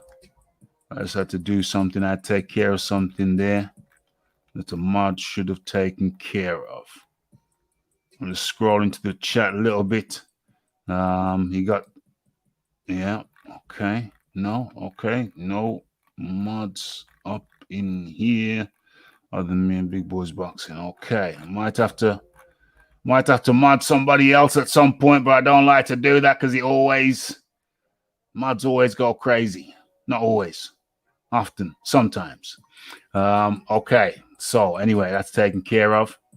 Plumber for mod. Can't do that. The plumber just comes around every now and then. Although I do appreciate him coming around. He don't come around regular enough. Could be you, James, but like I said, it often goes Pete Tong. So I'd rather just keep you in here. I should be a mod. You don't come around often enough. I just see you every once in a blue. Although I appreciate you coming around. But make me blue. No. Where are we? Try telling him. Try telling who? Philip Carl Roberts is there. Philip Carl Roberts. Philip Carl Roberts ain't a mod. No, he ain't a mod, but he's always around. He's always around. That is true. But when I make somebody a mod, they tend to. Well, Philip Carl Roberts would be a good candidate. Philip Carl Roberts, although me and Philip Carl Roberts, sometimes we don't see eye to eye. So am I making a rod for my own back? Am I making? So again, am I making a rod for my own back? Philip Carl Roberts, make Philip Carl Roberts a mod. Okay, Philip Carl Roberts and I often don't see eye to eye, but Philip Carl Roberts, I'm modding you. But if I unmod you, don't take it personal. Where are we? Because I often unmod people. Don't let the power go to your head. Use it responsibly, and you'll be fine. Yeah. We don't always see eye to eye. Sometimes we get a bit combative. So all I'm saying to you is there you go. You're a mod now, but I reserve the right to demod anyone at any time, and don't take it personal. If you can't handle that on an emotional level, which a lot of people can't, please don't accept the modship. Okay, there you go. I think he's a mod now. I'm not sure. Okay, so where are we? There we go. So I repeat, Philip Carl Roberts, I reserve the right to remove a modship at any given time. Don't be a pussy like others have been and throw a hissy fit, throw a strap, and then disappear. Don't do that. Just stick around. So modship doesn't make anybody better than anybody else. It's just a tool to help things run smooth. That's all it is. So if you do, assume that you will be demodded at some point, and don't take it personal. Okay, so I've said that live so everybody understands. Okay, so where are we now? Yeah, so what's the next area? I think we've kind of toasted this. We've wrapped this up. We've shoveled this. I think we've taken care of it. Oh yeah, Philip Carl Roberts. We're gonna have to talk some more. I'm gonna have to tell you what I require of you. So you're gonna have to email me. The email is in the you go to the channel and then you go along. There's videos, there's playlists, there's this, there's that, there's a community tab, and at the very end there's the contact details. In the contact, there is my email. Kindly email me and I'll talk you through what I require of a mod and what I don't require of a mod. Yeah. So kindly do that within the next 48 hours. Because you need to know what's required and what's not required. So if you can kindly do that, please. If there's anything I've just said that you don't understand, please tell me. Okay. Thank you. Okay. So the Fight Doctor, you still there? I'm still here and wondering why you have not changed the name of the show to the Hate on Deante Wilder Hour. What have I said that's hateful? Everything that I've said has been calm and objective. What have I said? Tell me one thing that I've said about Deante Wilder that is hateful. So, Yep. well, here's the issue, right? The issue is that you spend all of this energy pointing out Deante Wilder's deficiencies, and there are many. However, you have not done the same for Anthony Joshua and Tyson Fury. Now, we were just hearing about how Deante Wilder has questionable morals, or he has low morals. However, I would submit that the same applies to Tyson Fury. I mean, after all, he is a cokehead and a drug cheat, isn't he? Yes. What's so morally gratifying about that? Did I say that? No, you see, the difference here is that Deante Wilder's manager is saying that he's implying that Deante Wilder and himself are morally correct. And so they've put themselves under the microscope for that now. Now we have to, we have to look at them and say, well, is Deante Wilder morally correct when he comes out with a bunch of crap excuses? Everything doesn't go, every time things don't go his way, he starts slinging mud at people. Anthony Joshua comes out and said, Deante Wilder slandered me. We saw that. He slandered him. We've seen Deante Wilder slander his own damn trainer. When you are of such low moral character that you will slander your own damn trainer, then you're a piece of work. So no other, I haven't heard who the hell is Tyson Fury's manager. Tell me who Tyson Fury's manager is, Fight Doctor. MTK Global. That's right. Boom. So we haven't heard MTK Global talking about morality. Who is Anthony Joshua's manager? Anthony Joshua. There we go. Boom. We haven't heard Anthony Joshua talking about morality. That's only come from Shelly Finkel. So he shot his own damn self in his alien foot. Yeah? Did you watch the film, Paul? Okay. He shot his own damn self in his alien foot. Talking about morality when Deante Wilder is certainly no paragon of virtue. No paragon of virtue whatsoever. But they tried to put Deante Wilder upon a pedestal. A pedestal of morality, and that was a mistake because now we have to look at him. We have to look at his moral fiber. I'm afraid he is sorely lacking. Now we don't have to do that with Tyson Fury. We've already done that. I've already ripped him. I've already ripped him a new one on several occasions. If you want to go into I did the documentary about Tyson Fury and his cheating ways, his drug cheating ways. I've ripped him many a time.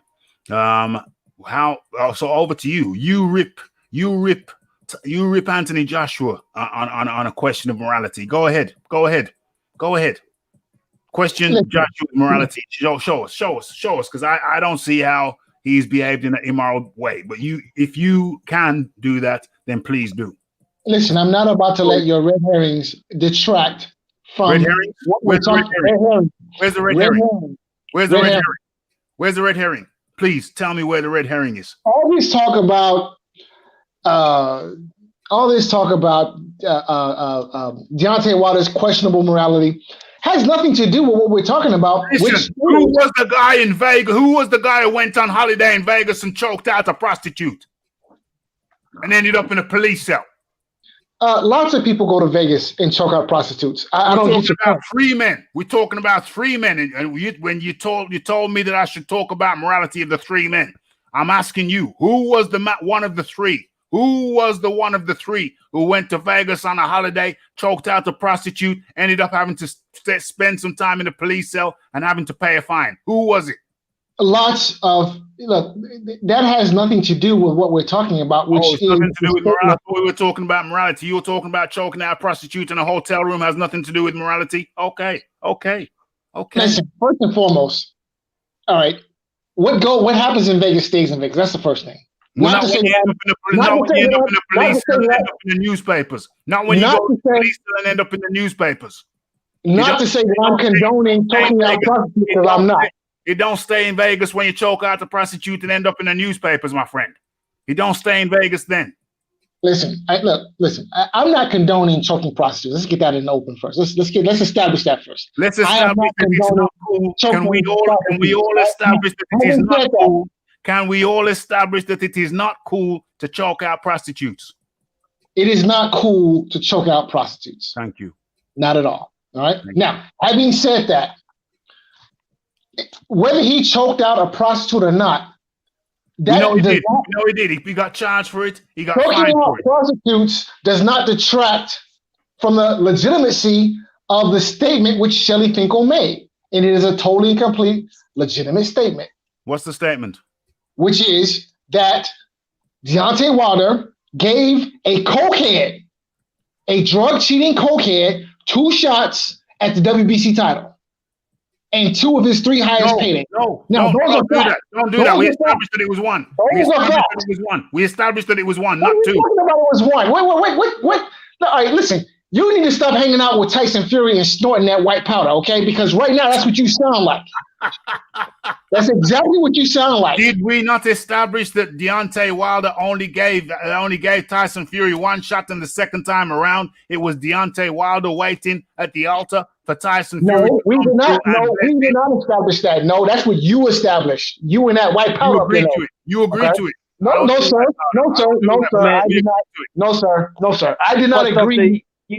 You just said that they gave him 2 shots at the WBC title. The second one was mandated. You said the belts don't matter, so I don't know why you're bringing up the WBC title in the first place. Okay, so all right, so now here's why this whole argument that the second fight wasn't Wilder giving Tyson Fury a shot.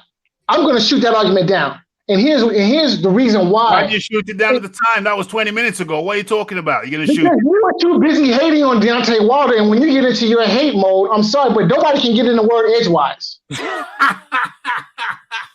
when you're doing your double duty as Deante Wilder hater and Anthony Joshua cheerleader, nobody can get in the word edgewise. So I just had to wait for you to get done with your whole spiel. We've disproved A, and we have disproved B. But carry on. So let me ask this question. All right. Now, the second fight was mandated by the WBC. Now, let's say that Deante Wilder decided that he did not want to fight Tyson Fury in the rematch for whatever reason, and decided to drop the WBC belt. Exactly who was Tyson Fury going to fight for the WBC belt to make the kind of money he would have made in a Deante Wilder fight? Please tell me. Big Boys Boxing, can you handle that? I'm just responding to an email from Philip Carl Roberts. For that kind of money, the only other one out there would be Anthony Joshua. But at that time, Dillian White was the mandatory, and it probably would have been a UK fight. Would have been decent money, but maybe not quite as much as Wilder versus Fury. That would have been the other option. I rest my case. So Deante Wilder gave Tyson Fury 2 shots at the WBC belt, because what would have happened had Deante Wilder decided to drop the WBC belt, Tyson Fury would have gone to fight someone else, not Dillian White. Meaning he would have been for the WBC. Still would have been for the WBC belt, though, wouldn't it? No, it would not have been, because Dillian White was the number 1 ranked contender at the time. So no, Tyson he was Fury the interim champion. It was after the Rivas fight. Interim champion, number 1 contender, they're all the same. Some fact of the matter is, there's no way that Tyson Fury would have been able to fight for a vacant WBC title belt unless he would have been fighting Dillian White. Now, those are the facts. Those are the facts. Yeah. What are you talking about? That's what he's saying. He was going to fight Dillian White for a title, for a WBC title. What are you talking about? That's what I'm talking about. What I'm talking about is that more than likely, had Deante Wilder chosen not to fight Tyson Fury in a rematch and drop the WBC belt, Tyson Fury would not have been fighting Dillian White in a rematch. Okay? Probably not. He would have been looking elsewhere to make more money. So, yes. Conjecture. What are you talking about? That's conjecture. That's conjecture. That's conjecture. I don't know. Yeah, I think he probably would have taken that WBC title fight, so he had more leverage to fight Joshua in the next fight.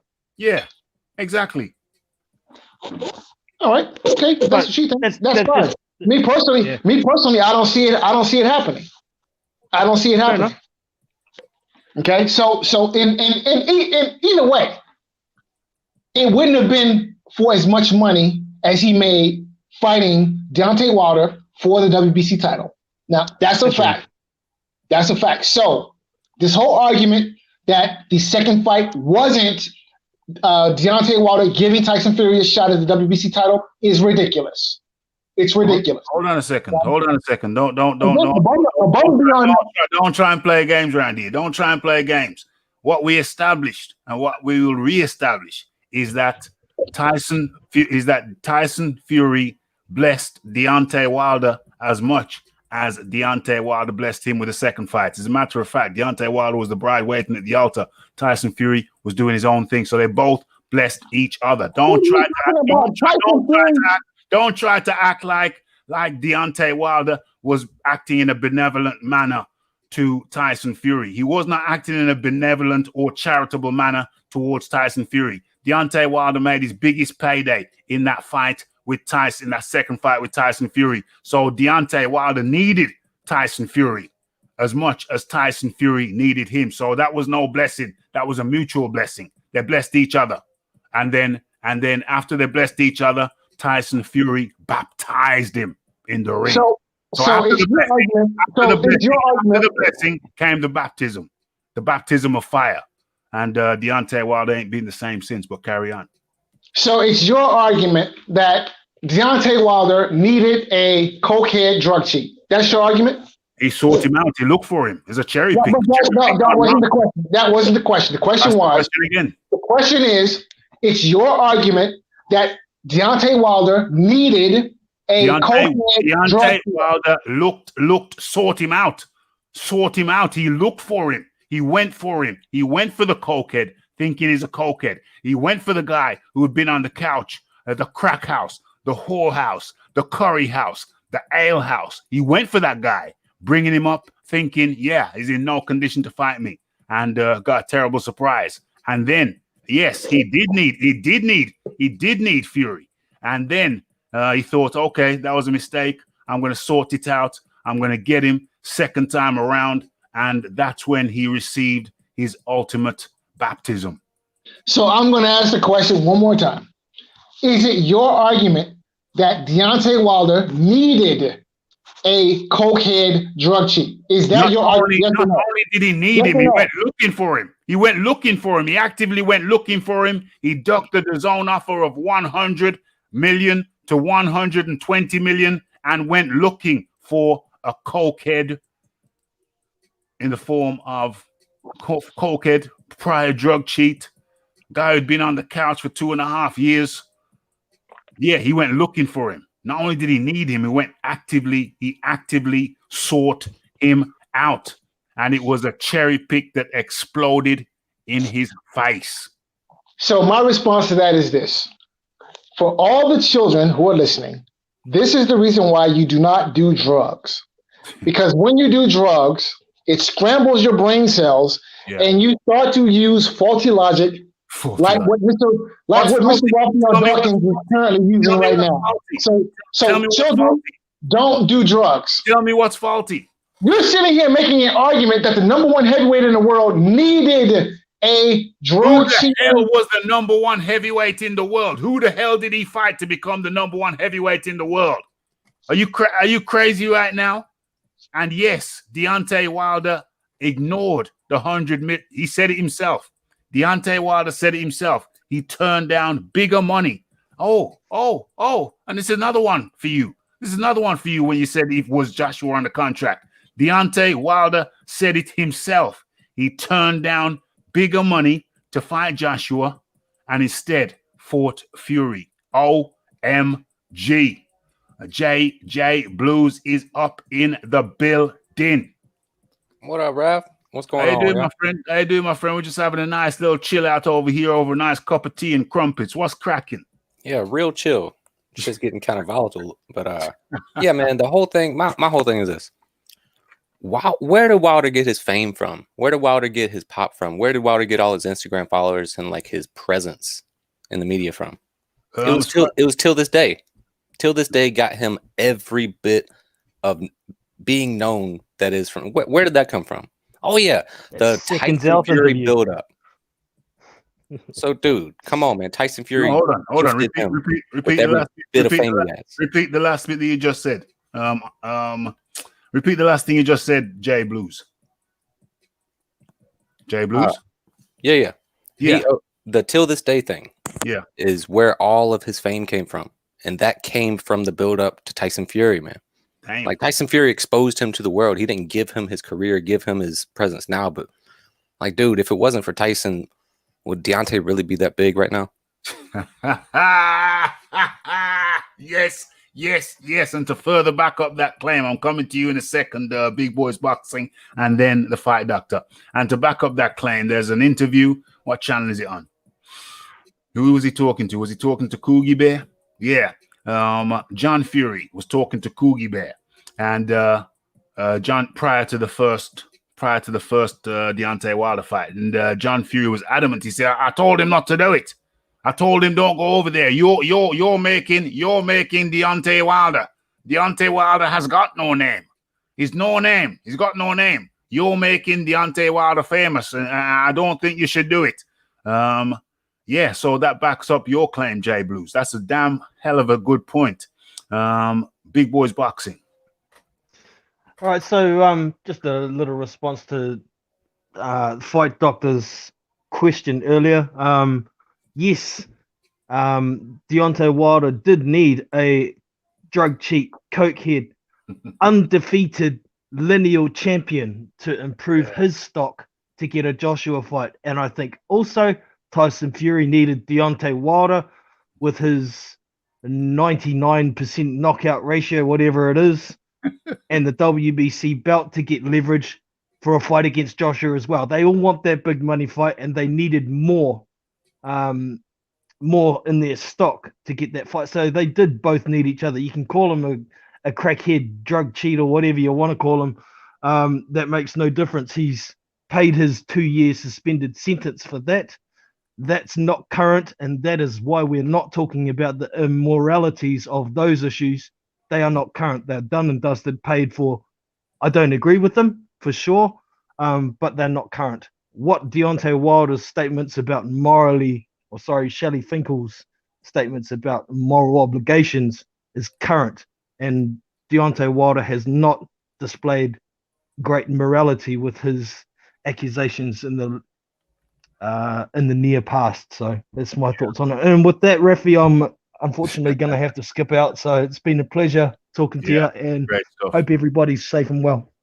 100%. That was Big Boys Boxing. His guy's own channel. Feel free to go check him out. Thank you, Big Boys Boxing. Much appreciated. Thank you very much indeed. Okay, and so there was 3. Then there was 3. Yeah. So, but JJ, you've only just come, so just free flow, my friend. Free flow. Talk about your overall thoughts and objective that go into arbitration. Why they're going to arbitration. Shelley Finkel saying that if that falls through, if that doesn't work out, they're looking at Charles Martin. Charles Martin is one of the names on the short list. Yeah, just free flow, my friend. Free flow. One thing that stands out is the fact that Shelley, like, there's a paragraph of what he said, but one line it says, even if we didn't have an agreement. It's like, whoa, what? Like, why would you say that? Yeah. Like, what does that mean? Doesn't that do away with every bit of validity you have in this charge of owing the third fight, like being owed the third fight? Yeah. And at the end of it all, it's just for a tiny little measly paycheck. That's not even half of, like, it's a third of what he would have got for the Joshua fight. Yeah. Or what Tyson's going to get for the Joshua fight. I heard that is astronomical, man. Oh, I'm just happy all this is slowly passing away and slowly coming to an end. Slowly. But his fans are gonna cling and scrape their fingernails against the walls as they're being dragged away. But it's gonna go away, bro. It's slow, like the clouds are slowly parting. I'm happy, man, because now we're getting back to logical thinking. Yeah. No more dealing with malfeasance of fallacies. Like all that is behind us. Hopefully, man. Hopefully, it's coming to an end. We're coming to an end. We're seeing a break in the clouds. And for all these years, Deante Wilder, has just held up the damn process, fighting Luis Ortiz twice, fighting Stavern twice. The second time, Stavern wasn't even ranked anywhere. But yeah, he still fought him and still had the belt on the line against Stavern the second time. OMG. Slowly, that crapola is coming to an end. Slowly.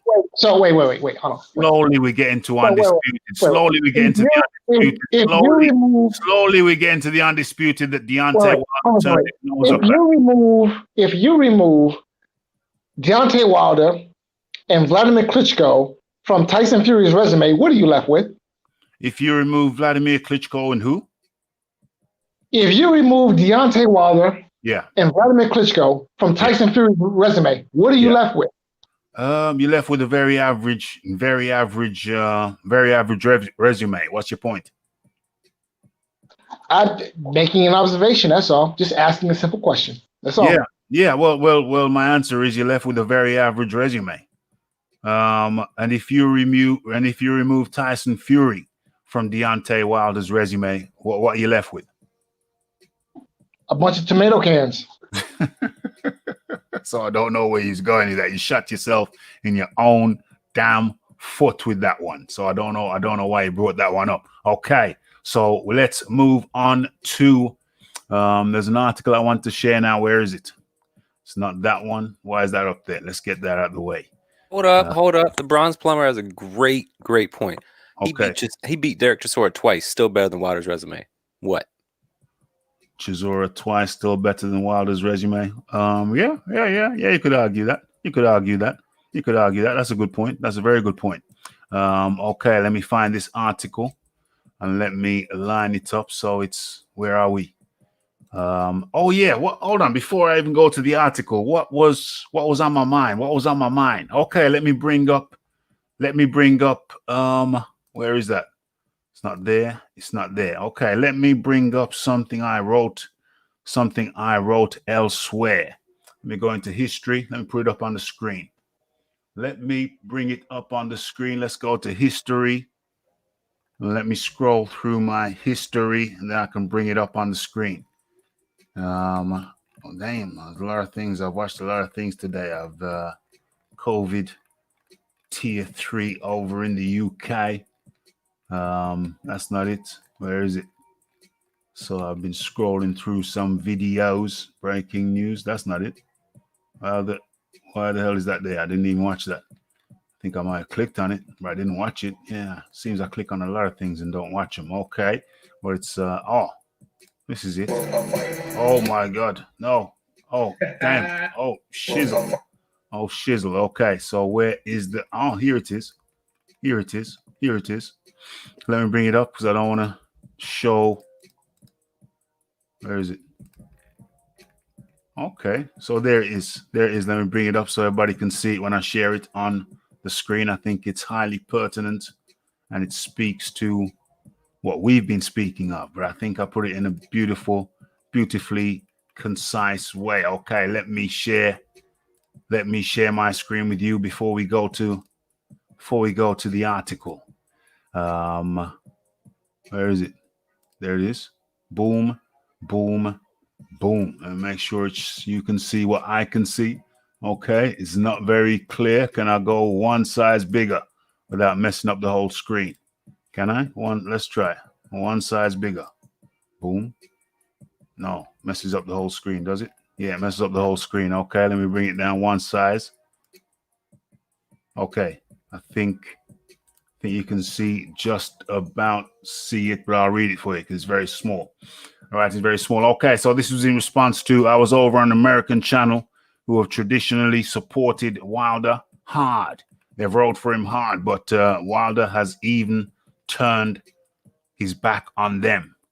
Okay, and I was listening to the show and they had some call-ins, and let me just get into it because it was hilarious. Okay, Law, too much hilarity in this one. Cats calling in saying Fury's soft for not fighting Wilder because of words Wilder said. Okay, so Fury said he's not going to fight Wilder again because of the slanderous words of Wilder. Now, full stop. You fools forgot that it was Windmill who said he wouldn't fight Dillian White because White was disrespectful. You fools forgot that Shirley Winkler refused to deal with Eddie Hearn because Eddie Hearn called him Shirley. Why is the rest of the thing missing? I'm gonna have to bring it down to get the rest of the comment. Hold on. Somebody, is it possible? Okay, there it is. Okay. Yeah. So yeah, you fools forgot that Shirley Winkler refused to deal with Eddie Hearn because Eddie called him Shirley. Fury at least is a real man, or I should have said man enough. Man enough. Real man who will fight AJ. Wilder is just a waste of everyone's time who stole the division for years. Good riddance. That's my views. That's my views encapsulated in a nutshell. Fury at least will fight Wilder. Fury at least will fight Joshua. Something Wilder has not done or would not do. So now let's look at Wilder now. You're saying I'm hating, but it ain't hate. It's just the truth. So now, at the moment, we got three guys. Two of them have fought Vladimir Klitschko. One hasn't. Yeah, and now it's going to be two of them have fought Vladimir Klitschko, and in Joshua's case, he will have fought Vladimir Klitschko and Tyson Fury. In Tyson's Fury case, he will have fought Vladimir Klitschko and Anthony Joshua. You could put Deante Wilder in there, but that would be kind of unfair on AJ because Deante Wilder just didn't want it with AJ. And I suspect it's because he thought, he may have even said that Tyson Fury is pillow-fisted. So he was happy to fight the guy he perceived to be pillow-fisted, but not happy to fight the guy he knows has got sledgehammers in them hands. So Deante Wilder, at the end of the day, it will be shown, the record books will show that he declined to fight Vladimir Klitschko, and he declined to fight Anthony Joshua. 2 big hitters. He didn't want it. He didn't want that. He didn't want it on his chin. Does Deante Wilder have a suspect chin? You have to believe that, because he avoids the hard hitters. Okay, so we're moving on now. Anybody can butt in or jump in, excuse me, at any time. But we're moving on to the WBO, statement. And let me bring that up. Let me go to the WBO statement. But before I do that, am I sharing? I think I'm sharing. Let me bring it up. Let me get this big girl. What's going on? Okay. That was better. Could I bring it up one level? Let me bring it up one level. Boom. Is that more? We got good visibility on that. Okay.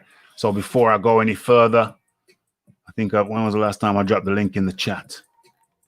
Oh, let me drop the link in the chat again, and let me speak to the people. See what's going down. Let me see what's going down. Where are we? There's a lot of comments here.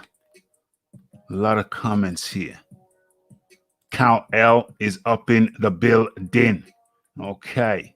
How do you do, Cal L? How do you do? Okay. Does the fight doctor remember the lineal match? That's a good point. That's a good question. Very good question. He fought Ortiz twice. Oh my gosh, holding up the damn thing. Ortiz was a drug cheat too, was he not? It seems you didn't have a problem fighting drug cheat Ortiz. Didn't have a problem fighting drug cheat Fury, but he did have a problem fighting Alexander Povetkin. And Alexander Povetkin, guess what? Guess what his attribute is? He's got sledgehammers in those hands. So Deante Wilder, I put it to you.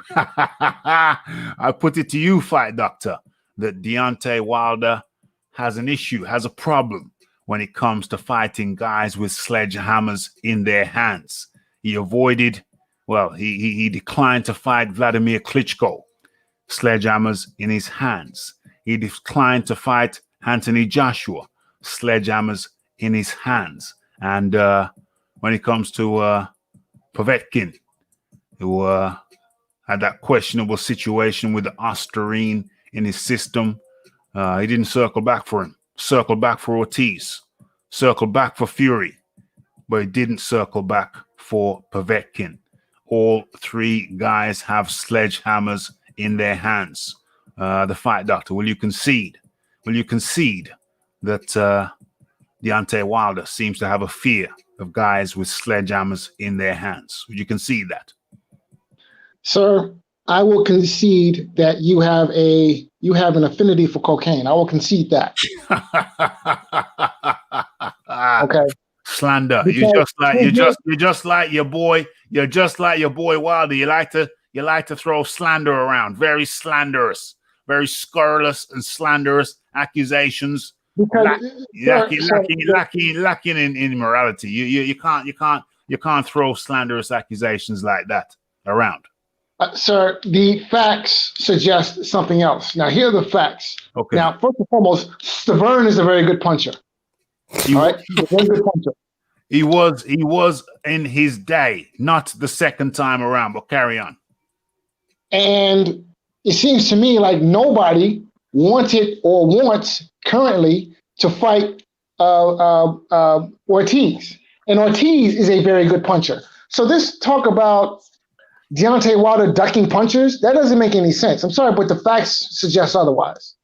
Oh my gosh. So you're trying to put Ortiz and Stavern on the level of a Vladimir Klitschko, Anthony Joshua, and Olympic gold medalist and WBA secondary title, world champion title holder, belt holder, Alexander Povetkin. Ortiz and Stavern are not in the same league, the same category of Vladimir Klitschko, Anthony Joshua, Alexander Povetkin.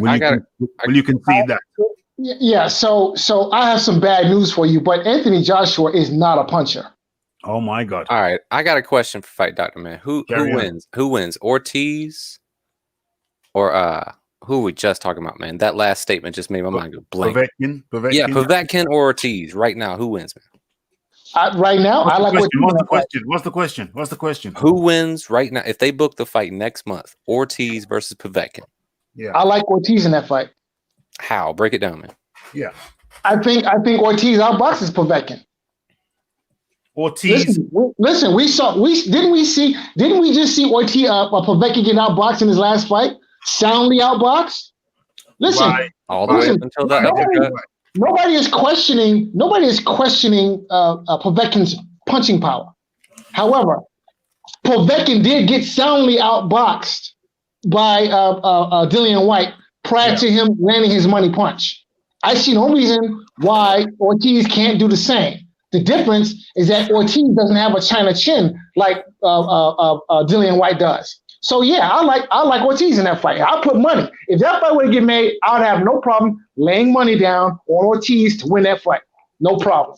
You have no problem laying down money because Povetkin got outboxed by Dillian White, who was higher ranked than Ortiz. Is that your logic? Sir, what does rankings have to do with anything? I'm sorry, but I don't get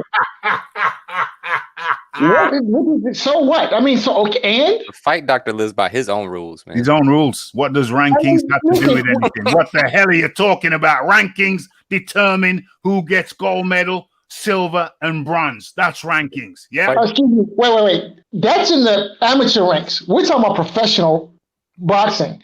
No. All the WBC 1, 2, and 3. 1, 2, and 3. ranked people- 1, 2, and 3 means different things in the amateurs than in the professional. So you're number one ranked in the amateurs. Wait. One is a different number. One is a Stop, different number in the amateurs than stop, what it's in the professionals. Is that what you're saying? Put down the cocaine spoon, okay? Put down the cocaine spoon. That's the first thing. Put the cocaine spoon down. Listen. Hold on a second. A joke is a joke and it's all good, but we are on YouTube and they do monitor this shiznick. So please. Nobody's calling you a drug addict, bro. Stop the nonsense. You talking crazy. Stop the nonsense. You know what I'm saying? You have to think the big picture. You know what I'm saying? But carry on. But bear in mind you're on YouTube and those kind of things come up in the algorithms. I got you. Okay. So let's talk a bit more sensibly. Carry on. Fair enough. Okay. All right. Okay. We'll put down the special sauce. Okay. How about that? Does that sound, you like that better? Put down the special sauce. Okay. So now look, listen. There is a difference between how fighters are ranked in the amateurs as opposed to. Oh my God. Okay. Listen, we're not talking about the amateurs. That was just an example. Please cut to the chase. If we're not talking about the amateurs, then why did you bring it up? Why did you bring it up? 1, 2, and 3. You talked about rankings don't mean anything, and I'm saying 1 is different to 2, and 2 is different to 3. 1 is the top. 1 is the top of the pile. 2 is lower down, and 3 is lower down than 2. So numbers exist for a reason. No, sir. Numbers exist for a reason, and they are an indicator of something. Each digit represents something. Number 1. If you're number 1 in any field, that represents something. If you're number 2, it means that you're better than number 3 and not as good as number 1. So you can't say ranking don't mean nothing. No, sir. Carry on. Carry on. Being ranked by the sanctioning quote unquote organizations, the only thing that indicates is how politically connected or how well politically connected you are with that particular organization. That's all a ranking means in the professional ranks of boxing. That's all it means. Because if those rankings had any merit, then when you look at the rankings across the various organizations, they would line up, but they don't. They're all 4 of them are radically different. And the only explanation for having such variance in the rankings among the sanctioning organizations is that it speaks to politics and not to talent or merit. Okay? That's what it talks about. So when you sit here and tell me that XYZ fighter is ranked 1, 2, or 3 in such and such organization, it doesn't mean anything. I didn't Because mention those any rankings- organization. I those didn't mention rankings- organization. I was talking about overall. Well, what are you talking about? Overall ranking by whom? Because- Overall rankings, consensus rankings, overall. Okay, consensus ranking by whom? Overall. Oh, Are you who's crazy? overall? I've never met the man. Are you I've never crazy? met the man. Are you crazy? never- If a group of people get together, consent. Do you know the meaning of the word consensus? That I means a know group the of meaning people of the get word together and consensus. they thrash out a consensus agreement of the rankings. Okay, so then what rankings are you pertaining to specifically? Okay, so we're getting off the point. We're getting off the point. Now, kindly get back on the point. The point being, you just said Anthony Joshua is not a puncher. He's not a one-punch KO guy. He's not. No, that's not what you But said. That's not what you said. You said he is not a puncher. Don't He's deflect. not. No, he's not a puncher. I'm sorry, but he's not. Okay, Okay. let's go. Let's. I'll play with madness. I will play with madness. Let's bring it up. Let's bring it up. Can I play with madness? I was about to say Iron Maiden song. Iron Maiden. Can I play with madness? And we're playing with madness. We're playing with madness. We're playing with madness over here. It's okay. What does Zion Kong say? Joshua, not what? Just watch Joshua make Pulev almost not a puncher. Who's Ortiz's last opponent? That guy who fell down. That was hilarious. That's crazy. We're gonna get to a graphic, and we're gonna get to a graphic now, which is going to contradict. We're gonna get to a graphic now, which is going to heavily contradict you, the fight doctor. And I think it's you who needs to put the spoon down. But okay. I would actually pit Ortiz in that fight as well, but it would be a close, good fight. Yeah, that's fair. Flinching from imagined follow-up shots. Okay, the doctor is one mushroom away from madness. No, he's there. He's there. I think I heard the spoon rattling. He is there. Mentioning people being drug addicts. Okay, so let me share the graphic with you. Let me stop sharing that and let's bring up some cold, hard graphics. Where are we? Are we sharing that now? Are we there yet? Oh no, we're not there yet. Where are we? Are we there yet? Boom, boom, boom. Are we there yet? Okay, let me bring this a bit bigger so everyone can see it clearly. Is that clear? Is that clear? 1 KO. Okay, that's even clearer. Okay, so you might recognize this guy. Is that one showing that? Yeah, I'm sharing that. Okay, you might recognize this guy. You just said Anthony Joshua is not a puncher. So I'm imagining you don't actually know who he is. Okay. 24 fights, 22 KOs. And he's not a puncher. Okay, fine. Let's go along. Let's go. Let's play with madness. Is he headbutting him? Play. He must have headbutted them all.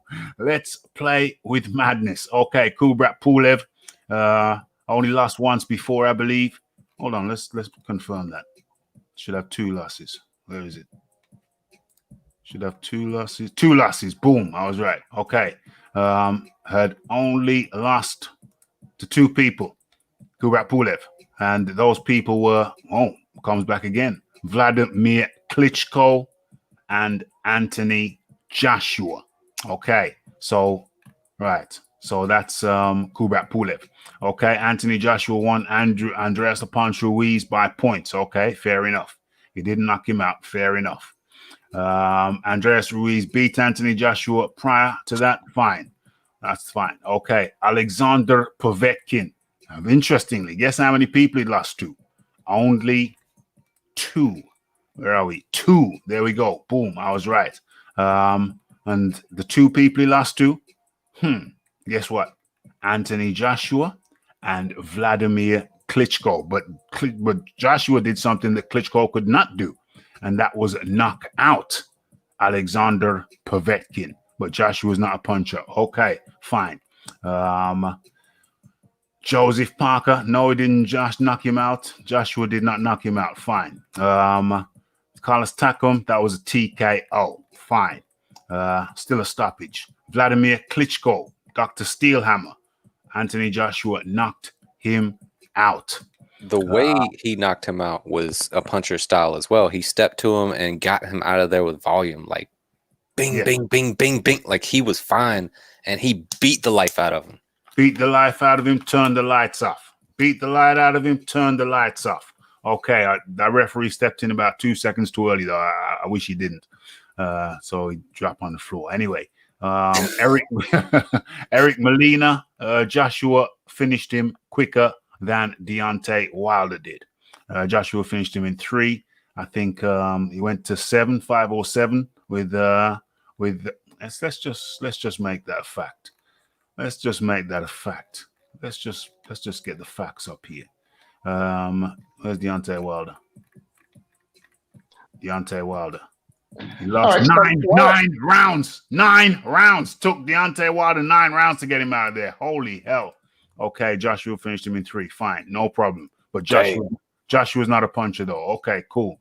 Dominic Breezel, Anthony Joshua finished him in 7. Fair enough. Deante Wilder finished him in 1. Okay, fine. But Anthony Joshua's not a puncher. Fine. But he finished Dominic Breezel. Okay. Charles Martin, Anthony Joshua finished it. Dang, was it that quick? I thought it lasted longer than 2 rounds. Holy hell. Anthony Joshua finished Prince Charles Martin in 2 rounds. But Anthony Joshua, according to the fight doctor, is not a puncher. Fine. Are you done? Are you done? Hell no. Hell to hell no. All right, let me know when you finish. Let me know when you finish. Let me know when you finish. If Anthony Joshua is not a puncher, this should only take 2 seconds, but I think you're beginning to realize it's taking more than 3. Let me know when you finish. Let me know when you finish. Anthony Joshua is not a puncher according to you, so it shouldn't take long. Okay. Let me know when you finish. Let me know when you finish. Anthony Joshua is not a puncher according to you, so it shouldn't take long. So, okay. All right. So are you done? Are you done? We're done when we go through the knockouts, but he's not a puncher, so we should be over any second now. So Dillian White, Anthony Joshua finished him in 7th, but Anthony Joshua is not a puncher. Okay. Where are we now? Gary well, okay, I think we're almost done. He finished Gary Cornish, but this is when he was on the come up. Kevin Johnson, who doesn't get stopped by anybody.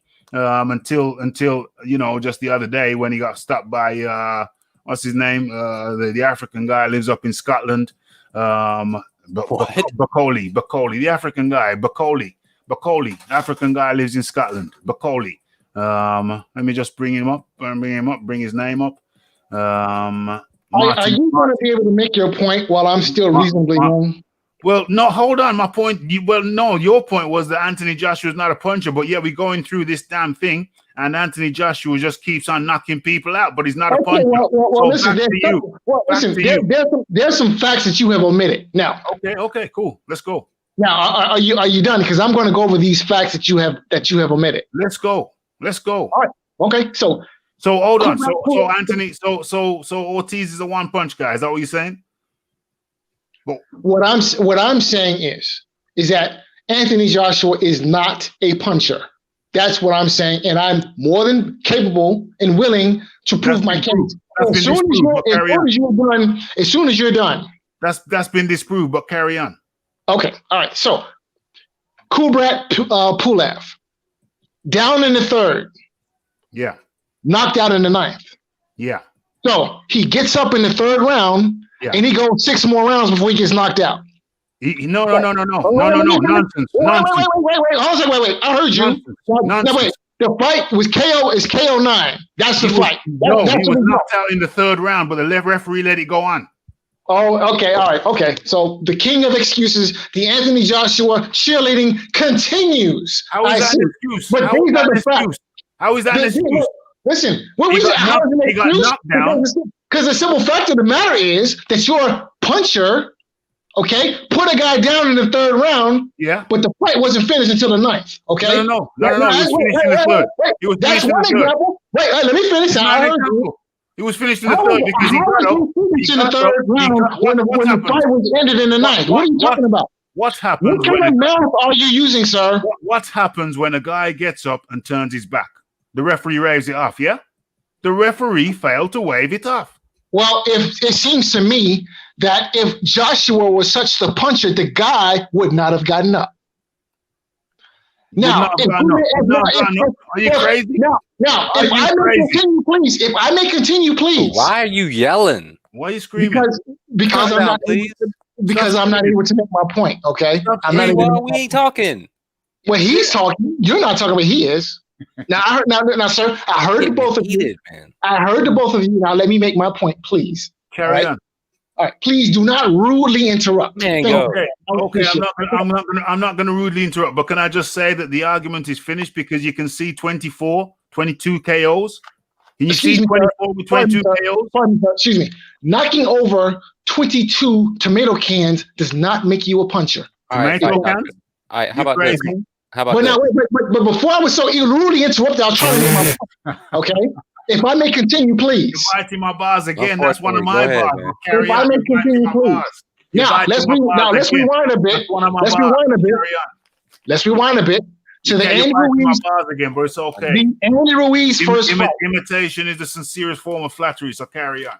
Okay. The Andy Ruiz first fight. Ruiz was down in the third, wasn't he? Yep. And then Joshua rushed in. Wait, hold on a second. Wait. I heard you, sir. I'm trying to make my point. Ruiz down in the third. And Joshua rushed in. Excuse me, sir. I'm making my point. Ruiz down in the third, gets up, knocks Joshua out. No, he did not. No, he did not. No, he did not. He didn't get up and knock him out in the same round. That's ridiculous. Excuse me. Pardon me. He got up and knocked him out. I didn't say in the same round. But he did knock him out, yeah? You're making it say. Tell the story properly. He got up and knocked Joshua down. He knocked him out. He got up and knocked him out. What are you talking about? Tell the story properly. He got up and knocked Joshua down about 3-4 times. And then they knocked him out. And then the referee waved it off. Tell the story properly. So he got knocked out of the fight, okay? He was out of the fight. He got knocked out of the fight. Now, is a TKO, counts as a knockout. That's what happened. Now, that's the first fight. TKO counts as a knockout. Excuse me, sir. We're not talking about Andy Ruiz's punching power here. We're talking about Anthony Joshua's punching power. Cease and desist with the red herrings. Okay? Cease and desist. Thank you, sir. Thank you. We appreciate it. Thank you. Appreciate your business. Now, we fast forward from the first fight to the second fight. Somehow, magically, Andy Ruiz goes the whole fight. He is approximately 15.5 pounds heavier than he was for the first fight, and magically does not get knocked down at all. So what? Food for thought. So what? But Anthony Joshua is a puncher. And I continue. Hey, let me ask you one question, Fight Dot. You want to talk about Wilder punches people and they don't get up. What happened to Fury in that 12th round? Again, we are not talking about what happened to answer the question. We are talking about Anthony Joshua. Fury in that 12th round. I'm sorry, but your red herring is not going to distract me from what I'm saying. Red herring? No. It's the truth. Yes, red herring. You don't know the definition of red herring. It is a distraction. You're trying to distract me. You are distracting, Karen. You both are trying to distract me from Karen. Okay. All right. What's the top? What is the topic we're talking about? What are we talking about? Ridiculous, bro. We're talking about punch power. You have to No. The point that I'm making is that Anthony Joshua is not a puncher. That's what I'm talking about. Now, you all might be talking about that he's a puncher, but carry on. Thank you. Thank you for allowing me to finish my point. What happened? What happened when Wilder dropped Luis Ortiz? What happened then? How come he didn't finish him? Red herrings notwithstanding, if I may continue, Carlos Takam, down in the fourth from a right uppercut, went on to fight 6 more rounds, TKO 10. Down in the fourth round, okay? Down in the fourth. Now, let's continue. Vladimir Klitschko, Mr. Trainer Chin himself, if there's any fight in Anthony Joshua's career that proves beyond any shadow of a doubt that this man is not a puncher, it is the fight he had with Glass Joe himself, Mr. China Chin, Vladimir Klitschko. Down in the 5th round. Down in the 5th round. Typically, normally, when Klitschko goes down, he doesn't get out of the round. Mr. China Chin himself He puts Klitschko down in the 5th.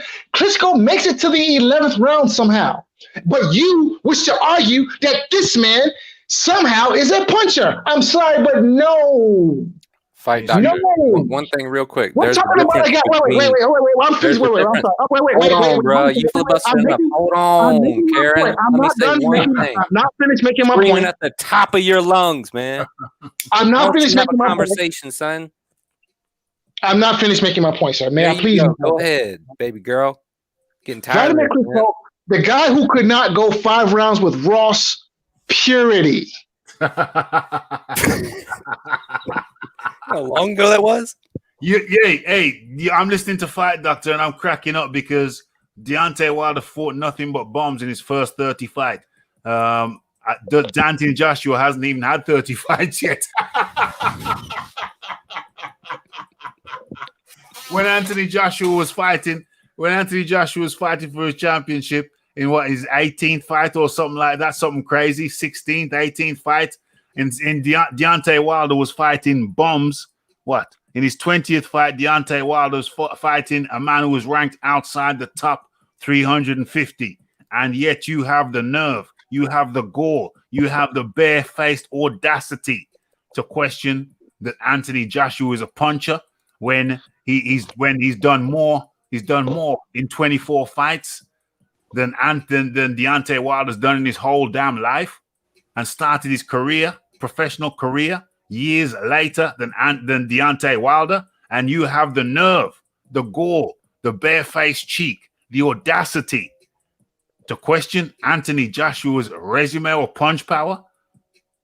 Getting knocked out by Andy Ruiz is doing more. Them mushrooms might be more powerful than I'd anticipated. Getting knocked out by the Pillsbury Doughboy is doing more. Doing more? Getting knocked out, getting TKO'd by Ruiz.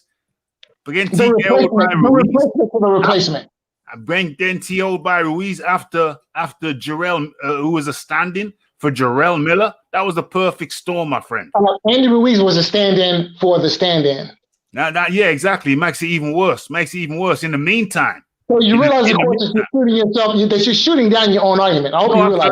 Absolutely not, because that was Anthony Joshua's what? That was Anthony Joshua's 24th fight. Okay. That happened in his 24th fight. Up until Deante Wilder's 30th fight, he was still fighting bombs. That renders your argument null and void, because if he fought at Deante Wilder's schedule, even now he still wouldn't have fought for the championship. So anyway, J Blues. There's a difference between an overall puncher, like a raw punching ability, and being a boxer puncher, somebody that sets their punches up with pure boxing and can actually crack. He can crack. You're just talking about he's not this obliteration of force. We've already conceded that he's not no Ernie Shavers. We never said he was a George Foreman. But he has power in his hands, bro. Knocking out Povetkin. Listen, I did not say that. Hold on. We're going around the table, bro. Come on. No, that's all I had to say, man. No, I'm talking to the Fight Doctor. We're going around the table. I'm just saying, because he came in after you. But I'm just saying, in Wilder's 30th fight, bear in mind, Joshua's had 25 fights. In Wilder's 30th fight, was against a man ranked outside the 150. OMG. So your argument, my friend, the Fight Doctor. 30th fight, Deante Wilder. Anthony Joshua is on his 25th fight. Next fight, 26. So he's already done more in less time than your boy Deante Wilder. Knocked out 22. Knocked out 22 out of 24, but he's not a puncher. Knocked out 22. Knocked out 22 out of 24, but he's not a puncher. Got a better resume. Arguably a better resume than Tyson Fury and Deante Wilder put together. But the question is, does he have a better resume than Andy Ruiz?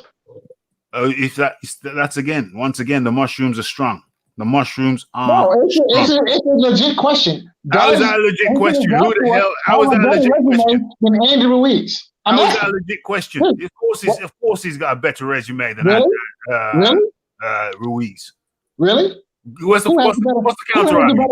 Who has the better knockout? Who has the better knockout win? Who has the better knockout win? You asked me a question. Between Ruiz and Anthony Joshua, who has the better knockout win? Answer that question. Get the hell out of here. You asked me the question, who has the better resume? And suggesting that is Ruiz.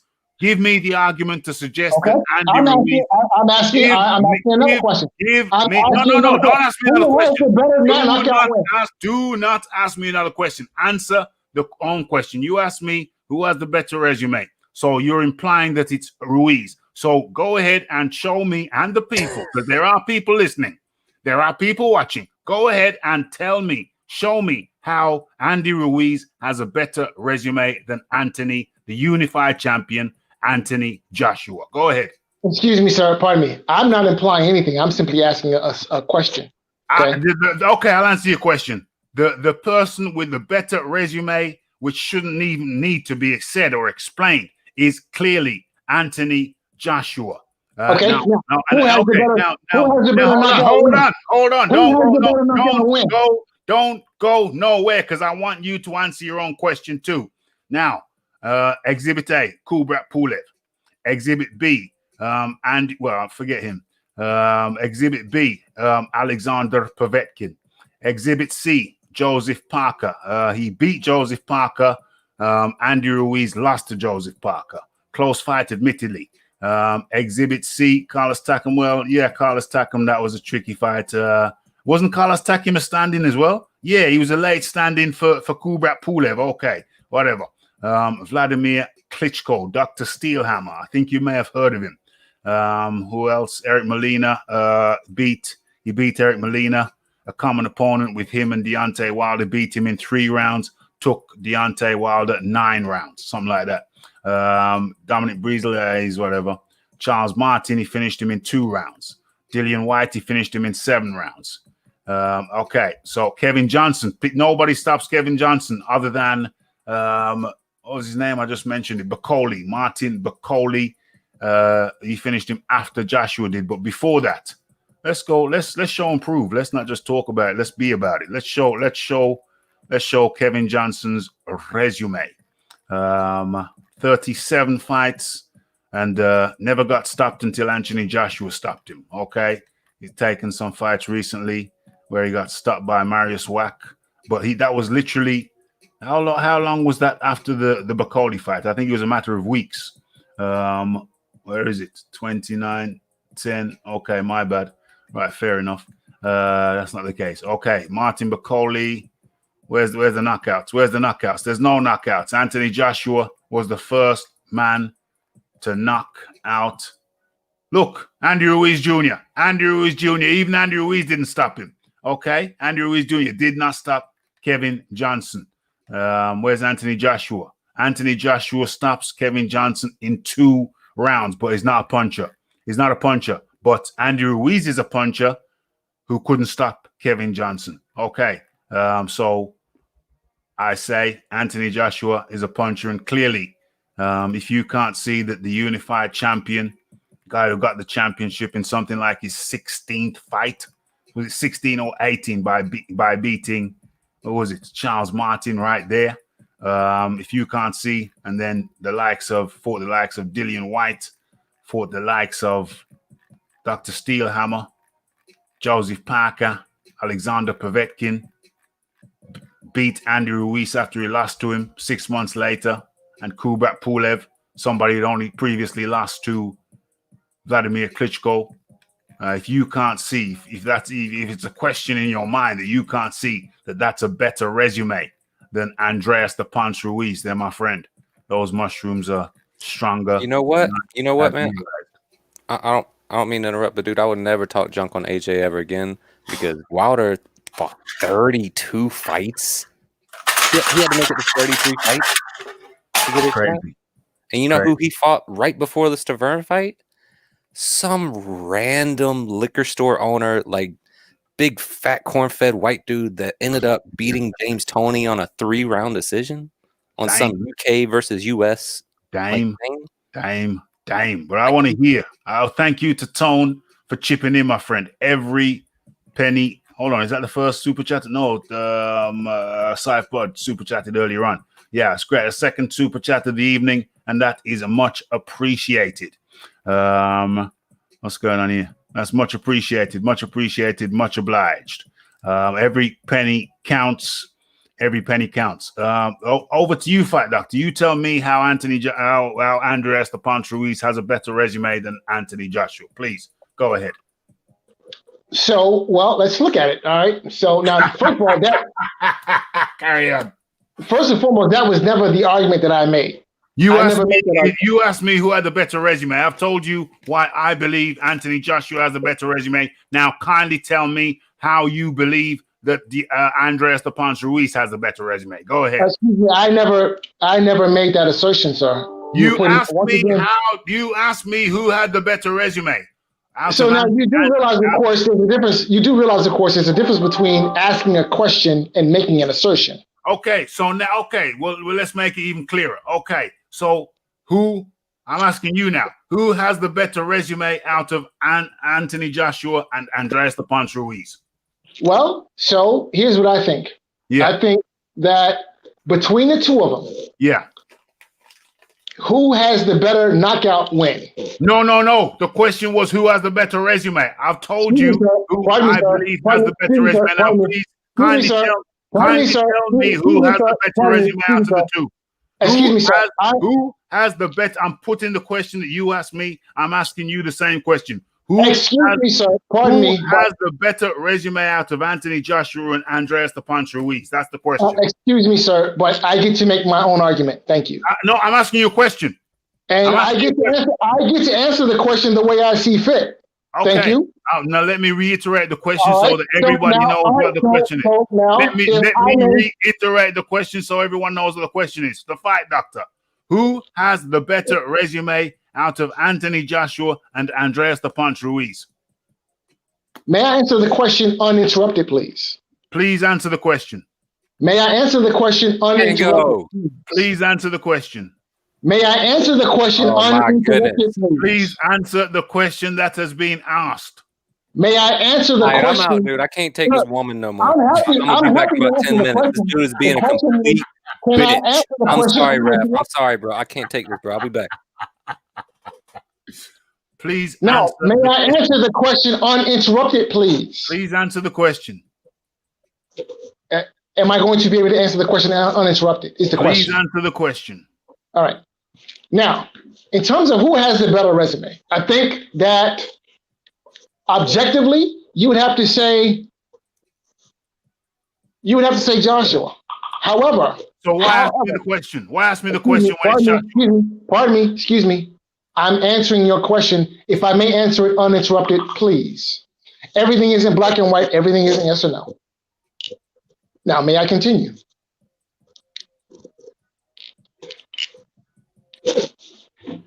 Objectively, you would have to say Joshua. However, there is an argument to be made, not a very strong one, but however, there is an argument to be made that if Ruiz's resume isn't better than Joshua's, it's comparable, and here's the reason why. Between the two of them, hold on. Did you just say? Wait, hold on a second, sir. Pardon me, excuse me, sir. No, I just want clarification. I just want clarification. Did you just say if Ruiz's resume isn't better than Joshua? Did you use that sentence? Yes. Okay, just let the record show that. Carry on. All right. So I said if Ruiz's resume isn't better than Joshua's, it is comparable. Oh, OMG. If I may finish making my point, please. OMG. If you could just put down the special sauce for just 2 minutes and let me finish making my point. Carry on. Between the two of them, Ruiz has A, the better single win, and B, the better knockout win. Ruiz has the better single win? Wait. Yes. Ruiz has the better single win. Ruiz has the better single win. Ridiculous. Okay. Okay. Ridiculous. Okay. Anthony Joshua has beat the likes of Vladimir, Dr. Steelhammer, Klitschko. So, And Anthony Joshua has beaten the likes of Povetkin, the likes of Kubrat Pulev, veteran, expert boxers. So, is it your argument that Anthony Joshua has the better single win over Andy Ruiz? Yes, and I know you think you got me, but you don't. But carry on, and I'll show you don't. I know exactly where you are. Children, this is what happens, children, when you use special sauce. Carry on. I know where you're going. I know where you're going, and I've already got the counter. Listen. Listen. I need to go. I don't need to go on any further because I've already made my point, and the non-sauce abusing listeners agree. Who agrees with you? Nobody agrees with you. Are you crazy?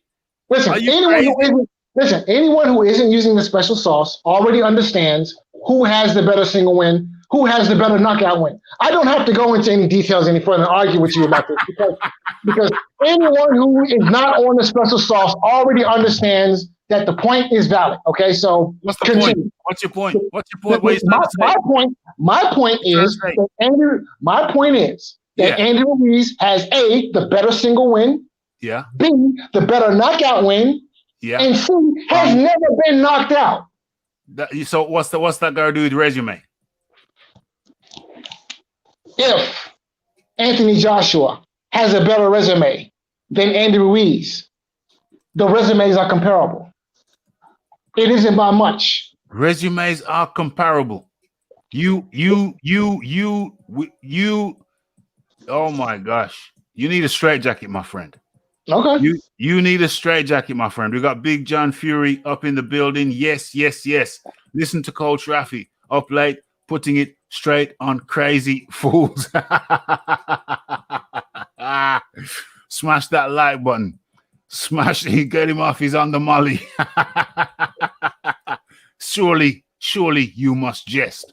Surely you must jest. Like I said, for all of the young children who are listening, don't use special sauce. Whatever you do. I'm not on any special. Hey, you know what the special sauce I'm on? I'm on the vegetable juice, my friend. I'm on the vegetable juice. You know, the spinach mixed in with the carrot. Get that in the blender. Yeah, all the nutrients you need. A bit of spinach, bit of carrot. Throw in some celery in there sometime. Alternate that with cucumber. You know, you're killing people. You're killing people. No, you say, get him off. Listen, can I play with madness? I do it on a weekly basis. Every time the Fight Doctor comes on, I play with madness. And that prepares me for anybody. There is a method to Rafi's madness. There's a method to it. Okay, so I just let the Fight Doctor talk. And he shoots himself in the foot almost every single time. This is turning into an epic in terms of time. I've still got more shiznick I need to get through. Okay, JJ Blues, come back in. What are your thoughts? What are your thoughts before I go into the final piece of this jigsaw? What are your thoughts? Don't say anything abusive though. I know that it's frustrating. It's frustrating to you. It's frustrating to people in the chat, but I just like to call me crazy, bro. I like to play with madness, and the Fight Doctor assists me very, very, very well. He's very willing to assist me in Robbie, that. I have to hop off. I'm actually still on the clock. So okay, my friend. I appreciate your madness. I appreciate the fact that you have the fortitude to come on here and take a whooping on a regular basis. That's a special person. I appreciate that. Fight Doctor. Right. We will continue this, and just remember, in the meantime, just say no. Okay, folks, that was the Fight Doctor. Much appreciated, Fight Doctor. And you kill the people over here. You're killing them, bro. I just let you hang yourself. That's what I do. That's what the Rafi does. JJ Blues, where's JJ Blues? JJ Blues has disappeared. What's going on here? Ask the Fight Doctor who would win in that fight he has in his avatar. Damn, what was his avatar? I didn't even notice his avatar. Didn't even notice. You like that? What was going on? I'm talking about Fight Doctor's avatar. Iron Kong just asked me to ask the fight doctor who would win? Well, the fight doctor should be able to type in the chat. So the fight doctor, the question is, who would win in that fight you have in your avatar? I don't know who was in his avatar. You'll probably say Tyson. It's Ali Tyson. It was Ali Tyson. Okay, that's an interesting one. JJ Blues, you're back. Give me your thoughts and observations without being abusive. Yeah, I'm sorry. I apologize, Fight Doctor, man. It's just when it gets that, I felt the troll energy building up for about 15 minutes. And I just should have stayed on mute. Listen, it's very difficult to deal with. I understand that. It is when people get unreasonable, I attack, and I just need to remove myself from situation. I apologize, man. Well, don't worry. I know that it's trying. There's not many people who can deal with it. That's why the Fight Doctor's over here on the Raphael Dawkins Combat Radio on a regular basis, because there's not many people who could deal with it, and there's fewer people who would tolerate it. But somehow the Rafi likes the challenge of playing with the Fight Doctor's madness. So I actually appreciate him. I actually appreciate the madness. Man, you straight called. You did a legendary callback right there. Can I play with madness? I love that tune. I love it. Fight Doctor. That's the fight. Whenever I think of the Fight Doctor, I think of that tune. Can I play with madness by Iron Maiden? I haven't even thought about that since I was like 19. It came to me the other day. It came to me months ago. Can I play with madness? And I do on a weekly basis when the Fight Doctor is kind enough to come through. Fight Doctor is cool, unhinged, yes, but cool. I don't know how cool he is. He's crazy. He's a crazy guy. But like I say, I do like challenging situations. Iron Kong, your thoughts and observations before we go into the last article. This has gone on longer than I expected. It's been an epic. I don't know how the people can manage it. Hey, one thing real quick. That bottom right picture where Breland looks like he's smiling as he's whispering that in his ear, and Deante's face is like, what? Yeah, I spiked your what? I spiked your water, bitch. I spiked your water, bitch. Let me bring up the thing. Let me bring up the can I move it around like that? Let me share. It's just so preposterous, man. Like, it's so perfect too. He looks like he's smiling, like evil sneers. He says it. Let me bring it up uninterrupted. Oh, that's not what I want to share. Let me stop sharing that. Let me share what I want to share. So that's that picture clearly. Where is it? Oh yeah, there it is. It should come up now. Okay, it should be uninterrupted. It takes a few seconds later on YouTube, but you're seeing it. You should be seeing it via StreamYard. So you should be seeing it right now. Can you see it? Yeah, it's right there. I think it takes longer on the YouTube, so they're probably not even seeing it yet. So they're still not seeing it because I'm looking at it. Yeah, now they're seeing it. Because it takes like over 10 seconds. There's over a 10-second delay. Your thoughts and observations before we move into the last great show, says James Jameson. Yeah, we've still got one last article to chop up. Is that a dent? Is that a dent there, Deante? Is that a dent that I see? That's why I stopped the fight, bro. I did for your own good. What's your thoughts, my friend? What's your thoughts before we move into the last article? Thoughts on what? Wilder? Generally, without saying anything crazy about the Fight Doctor. I know. Man, you just got to give it up to Joshua, dude. That short career, and he's done so much already, son. Yeah. And he's already in level standing with Tyson and Deante. Yeah. Like, come on, man. You got to give it up. Like, he's so young, man. He's a little sprout and stuff, but yet he's on the level, man. Like, that shows that he's already, like, where he's going, if he continues, is going to be astronomical, man. It's going to be special. It's already special what he's done. But it's gone longer than I had planned. But geez, is that the time? 1:47 a.m. over here in the UK. Okay, let's fly through this. I think do I leave this for a video, separate video, or do I just do it now? I might as well do it now. Don't disappoint the people. They're here. Okay, so I'm going to skip through this real quick because people, minus the COVID, we're in COVID lockdown over here. Some people are still going to work, but most or many are not. Okay, so This article here is very interesting. Joshua, why did they do it that round? It should be Joshua Fury. Joshua's been the more consistent guy while Fury was laid out of the game on his drug ban. Okay, WBO to conditionally approve Undisputed Championship. Okay, I'm just skipping through this real fast, guys. You've been very patient. You've gone through a lot tonight. I appreciate that. Some people have got sprouted some new gray hairs. I appreciate that. Whatever lingering issues remain in putting together an undisputed heavyweight championship are no longer bound. Whatever lingering issues remain in putting together an undisputed heavyweight championship fight are no longer bound to sanctioning body obligations. Okay. A major hurdle was cleared. In efforts to move forward. Efforts to move forward with a titanic showdown between Tyson Fury and Anthony Joshua. The highly anticipated heavyweight clash will come with all major titles at stake, including the WBO, who are no longer calling for a mandatory title defense. Sources with intimate knowledge of the development have informed Rafael Dawkins Combat Radio. Okay, so let me reiterate, just in case anybody missed it.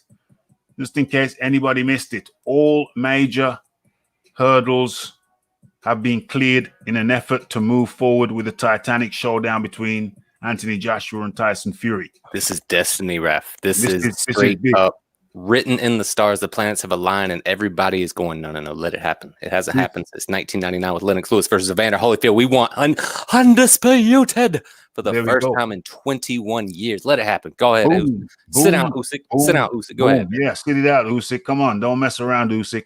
The highly anticipated heavyweight clash will come with all major titles at stake. Listen, people, this is breaking news. The highly anticipated heavyweight clash will come with all major titles at stake, including the WBO, who are no longer. You see that is who is no longer? Jesus. Who are no longer calling for a mandatory title defense. Sources with intimate knowledge of the development have informed Rafael Dawkins Combat Radio. Okay, that's big news, folks. I hope that's sunk in. Joshua, 24-1 with 22 KOs, was previously bound to a mandatory title defense versus Alexander Usyk, the 2012 Olympic gold medalist and former undisputed cruiserweight champion from the Ukraine. The unbeaten Southpaw has served as mandatory challenger in waiting for more than a year, ever since moving up to the heavyweight, remaining resistant to step-aside agreements. Hold on. So let's hold on for one tiny second. Alexander Usyk, he can wait out. And let me tell you why he can wait out. What has he done? What has he done in heavyweights to deserve that position anyway? People feeling sorry for Alexander Usyk. Let me put forward an alternative view. Alexander Usyk, he can sit out because he ain't done anything at heavyweight to deserve that position. I know it's an alternative view. Jay Blues, talk to me about that. What you think about that statement that I just said? He ain't a heavyweight yet. He's had one initial contest in which he didn't look that great. He looked all right. He looked all right. He looked all right, but he didn't look comfortable. He didn't look comfortable at all. What are we talking about? Witherspoon or Chisora? I didn't even see the Witherspoon fight. I forgot that even took place. I mean, come on, man. He didn't look comfortably neither. Even if that was Tim Witherspoon, that wouldn't be no qualification, man. Mm-hmm. Apparently, these guys are related to is Tim Witherspoon's cousin, apparently, but he ain't no Tim Witherspoon, I tell you that much. So, people, you just heard what I said. It's controversial views, and to be honest with you, I hadn't really thought about it too hard before. But James, what's his name? Alexander Usyk, he can sit down, or he can fight Joe Joyce, because I'm hearing myself. He can sit down or fight Joe Joyce because he ain't done nothing at heavyweight to deserve that position anyway. Usyk should get step-aside money. Not really. What has he done? What has he done to earn step-aside money? He shouldn't have been in that position in the first place. I never really thought about it until now. But what has he done at heavyweight to deserve being there? And people, including myself, kind of I got deluded thinking, oh, poor Usyk. No, not poor Usyk. Prove yourself at heavyweight. He ain't proved himself. Has Usyk proved himself at heavyweight?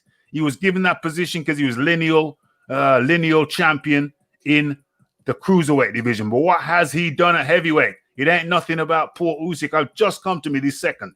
It's just come to me that there should be no real sympathy for Usyk because he ain't done ish at heavyweight. How you like them apples? How you like them apples, JJ Blues? How you like them apples? Or you just answered anyway. Ref, have you seen the initial fight, the original fight between Usyk and Joyce? Usyk? I've never really watched it, but I know Usyk won. Dude, that turned me into an Usyk fan. He was a madman. He was a maniac in that fight. Like, you know something, though? Let me counterpunch that. Okay, counterpunch, damn it. Let me counter-argument that. Joyce was just a pop in the division when he fought him. So what I'm saying to you now is I want to see the rematch. And you know something, J Blues? Do you know something? I have Joyce knocking out Usyk in the rematch. That's why it's compelling. Like them apples. How you like them apples? It's much more compelling fight than him going for AJ or some big dog that he ain't even a part of yet. You know what I mean? Like finish some old. Finish him. You got an old opponent from back in the day that's done grown up on you, man. You got to show him again. You got to do that one more time. Usyk, then everybody's gonna go, oh, he's good. He beat up the dude that damn near do it again. Knocked Dubois' eye out of his head. Do it again. He's a real deal heavyweight. Yeah, do it again. Do it again. You know, it's funny. It's just come to me now. I've never really thought about it this way. It's just come to me right now. He has that position because nobody could touch him at cruiserweight. He was undisputed WBO champion, which gives him automatic mandatory position. I know why he's got the position. I'm saying he ain't earned it. Now I think about it. He ain't done ish at heavyweight. So nobody should shed a tear for Usyk. And he should not get step-aside money because he shouldn't have been in that position logically, in my view. He should have worked up. They could have put him in the top 10. Yes, fine. And then let him work up from there. Let him beat 2. Should have put him in the top 10 and let him beat 2 top 10 opponents. And then let him have it. But just to put him there at number 1, okay, fine. But sit your ass down, get out of the way of undisputed. That's what I'm saying now. How you feel about them apples? See, I thought that they were still going to drop the belts, man. This is news to me. I did not know that. This is breaking news. This is breaking news. Dude, it's going down. Like, it's really going to happen, man. And everybody's cool with it. Everybody's, like, in compliance. Like, no one's going to muck it up, man. Should mandatory fights be observed? What I'm saying is he didn't deserve to be number 1. I know what the rules are. But did Usyk deserve to be put in at number 1 in the WBO? I know according to their rules, apparently that says that's how it goes. But did he earn it? Did Usyk earn that position in the heavyweight? How can you earn something at one division and it carries over into the next? It's utter poppycock and nonsense to me. The key is Joyce. Over 12 rounds will be much different kettle of fish than over 5 rounds, like in the World Series of boxing. That's what I'm saying. Straight up, straight down, no chaser. Usyk is only in this division for AJ Cash. Hey, let's speak the truth. Let's tell the truth, and that is what it is. Let's face it, that is what it is. And he hasn't earned it in the heavyweight division. Sorry if it upsets anybody, but that is what I'm saying.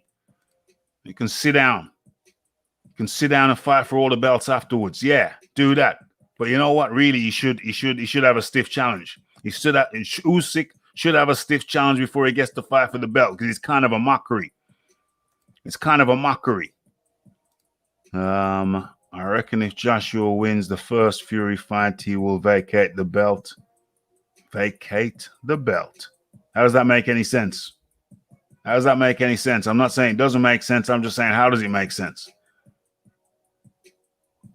Even Hay had to have a few fights. Yeah, damn it. Usyk, he can sit down.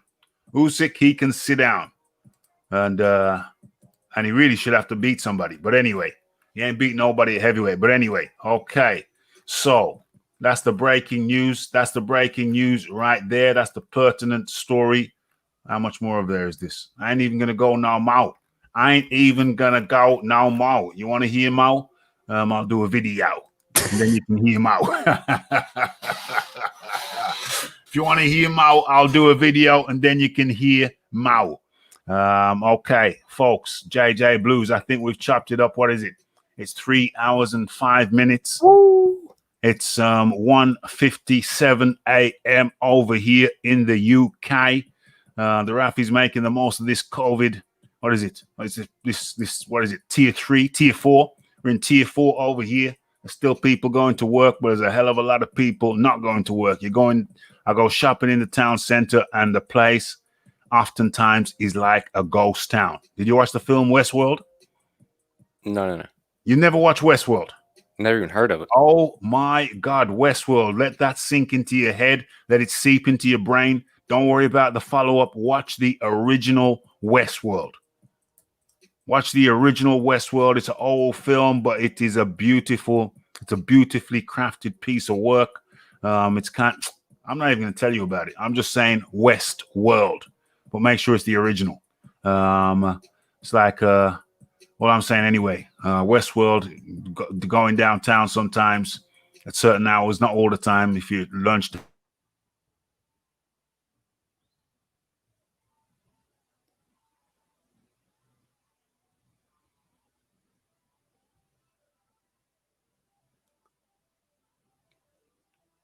Dude, this thing looks classic.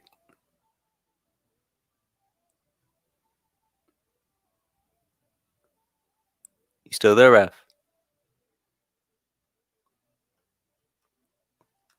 Come back to us, Rafi.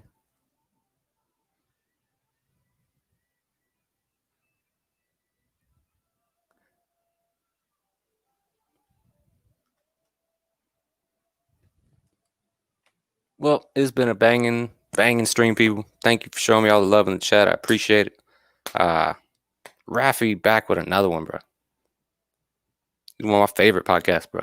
And it is the J Blues Radio Show up in his. No, I'm just playing. Hopefully Raf comes back in a second. If not, I'm gonna dip. But I'm gonna say a peace to you people in the chat. Hope everybody out there has a good night. Keep your head about you. Keep your wits about you. Keep your heart and your love about you, man. Like Hart says, you got to keep your love alive, man. Give Raf another 30 seconds to come back. If not, I'm a dip. Not as much sound, fellas. Oh, there we go. I'm back. Yeah, my router just took a dump. my router just took a dump. You can hear me now, yeah? Yeah, you back. Okay, I'm back. Okay, folks, that's a sign. That's a sign. My router just took a dump. So that's a sign that I needs to get the hell on up out of here. JJ Blues, the Fight Doctor, Iron Kong. Was there anybody else who came on? I think that's everybody. Much appreciation goes out to you all. The Fight Doctor, you're crazy. You're a crazy guy. But at least you have the fortitude to come on up in here. Come on up in the lion's den. And speak your well, I don't know, and speak. I don't even think that you believe some of the shiznicks that you come out with. My router is probably going to take a dump again at any second now. So good job filling in J Blues, sorry. Thanks for having me on, Raf. You one of my top 3 favorite podcasts, bro. I love you, pal. I love your delivery. I love your show, man. Thank you. Keep your wits about you, bro. Keep your love about you. Keep your mind wholesome in this messed up lockdown time. My heart goes out to you, brother. Hey, you know something though? What's up, man? Hey, I appreciate that very much so. Appreciate goes. Oh, Big Boys Boxing. Dang. Big Boys, Iron Kong, Big Boys Boxing. Who came in then? Then folks, if this cuts out, then I'm saying my goodbye and JJ Blues saying goodbye. Iron Kong, Big Boys Boxing, what's his name? The Fight Doctor, and then JJ Blues. That was the order. That was the order in which they came in. Much appreciation to each and every one of you. Much appreciation goes out to everybody in the chat. And what else is there? There's the good news. People who, if you never weren't here in the beginning, go back and listen to the beginning, because there's good news for the channel. They've been withholding YouTube. We've been withholding my videos for 12 hours after every live. And really, to me, that's designed to kill off the channel. Just because I spoke about the George Floyd situation over in America, they started penalizing me, keeping me in YouTube jail. And it's been 9 months. I initially appealed it, or tried to appeal it. They tried to sell me some crap. Oh, it takes a long time, and especially if it's in high definition in 4K. This ain't in 4K. You know what I mean? I think it's 780p or whatever. So every excuse they came out with was a load of crap-ola.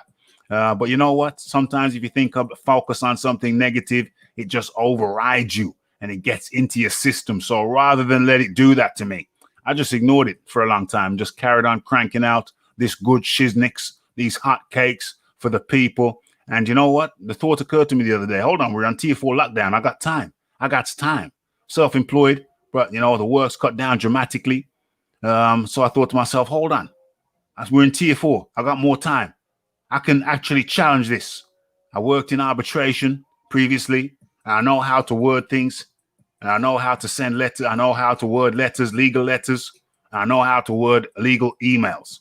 And so, you know what? The other day, I just sat down. I said, okay, I'm going to do it.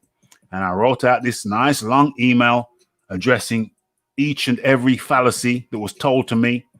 And they got back to me. They got back to me and said, even if you called me, even if, yeah, so I addressed each and every fallacy they told me. And then they got back to me 2 days later, which was yesterday. And they said, yes, Mr. Dawkins, we understand your concerns. So what happens is that if it continues to happen the next time you do a live, and if it takes a long time because they've been withholding my shizzle for 12 hours.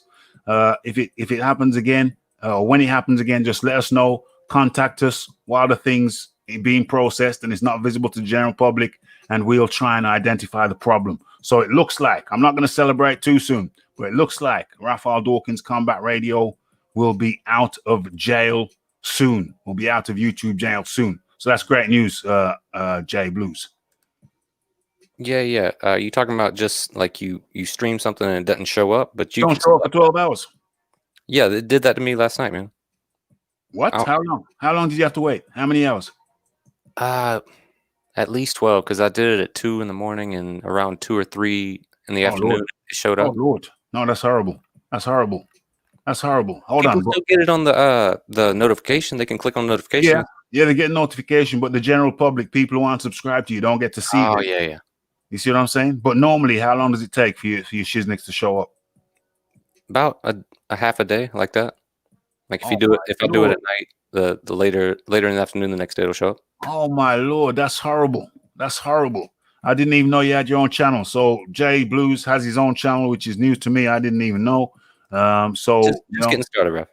Sorry? Just getting started, man. You're just getting started. Okay, cool. So it's just a new thing. Excellente. So much appreciation goes out to everybody. And I think the key point that I was making here is that I've just realized that, you get lemons, you make lemonade, because now that I've got more time, I'm going to use that to the maximum. I've got a plan. I got some plans that I'm instituting. It involves, because every 3 years I like to do a college course. That's been my rule as an adult throughout my adult life. At least every 3 years I get another qualification. But I haven't been college for about 5 years now. So I've slipped up on my own rule. So what I'm going to do is, there's a number of courses, online courses, quick courses that I'm going to sign up for in the next couple of months. I'm going to do a bunch of them. And the next plan after that, which I will do. The next plan after that is that I'm going to open up I'm going to have another business premises. And it's going to cover a multitude of things. You see what I'm saying? It's not just going to be one thing. It's going to be a multitude of things. And that is going to come into effect within within 5 months.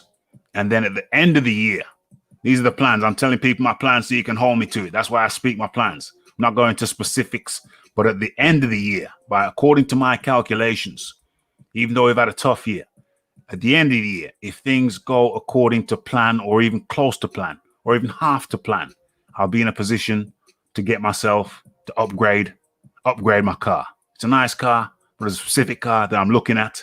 And you know, when you look at a particular car and it's like porn, you know that when you just look at it, like let's say food porn then. J Blues, you can hear me, yeah? Yeah. I grew up in a drag racing garage, so I understand exactly what you're talking about, bro. So you I imagine yourself driving it, and you I keep on looking at it. It's like let's say food porn, so we don't upset YouTube.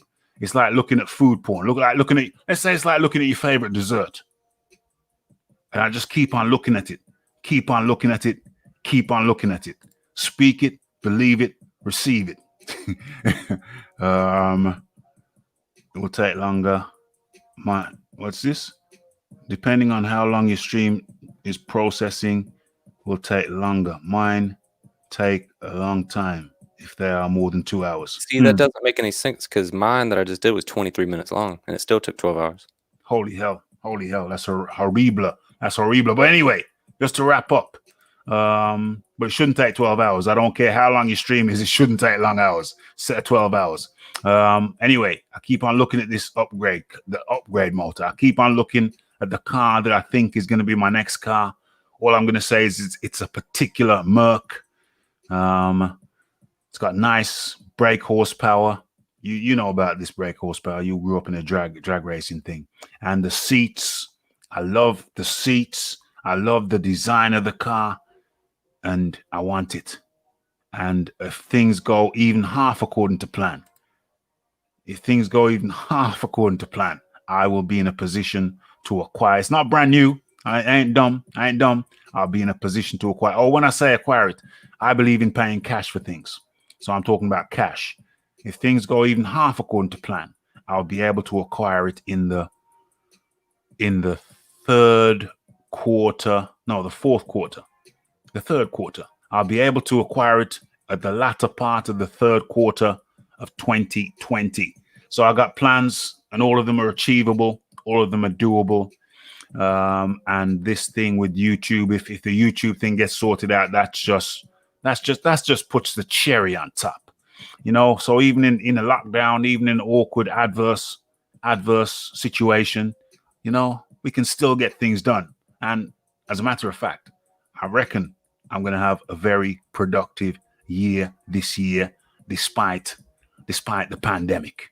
So I got things to look forward to. We got to keep dreaming.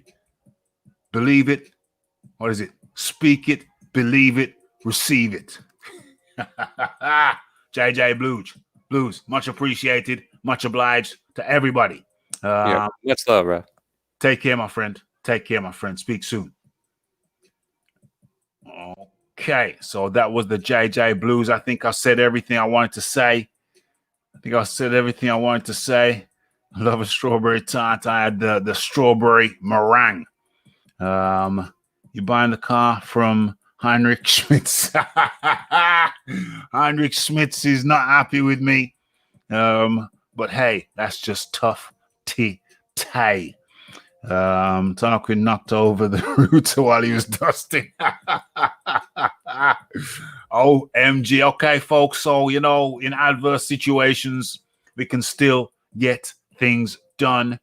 I'm not going to go into details about the new business ventures, but yeah, I will keep you abreast of what's happening. Is there anything else left to say? I think it was a great show. I extend my appreciation to everyone who took time out of their day. We have a new mod, but please don't feel privileged like some others, not all others, but some others have in the past. You're just another guy in the chat, but you're here regularly. So boom, boom, boom. Don't go crazy. Just relax, mellow out, just enjoy yourself. And if you get demodded, don't think of it as if when you get demodded, it ain't nothing personal. So just be cool. Just enjoy yourself and just relax. Okay. So another lockup. Okay. It's the Raphael. Thank you to everybody. It's the Raphael Dawkins. It's the Combat Radio. It's the like. It's the subscribe. It's the comments. It's the shares.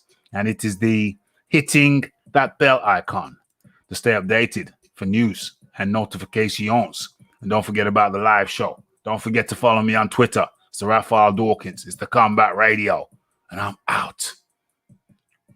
Blessed.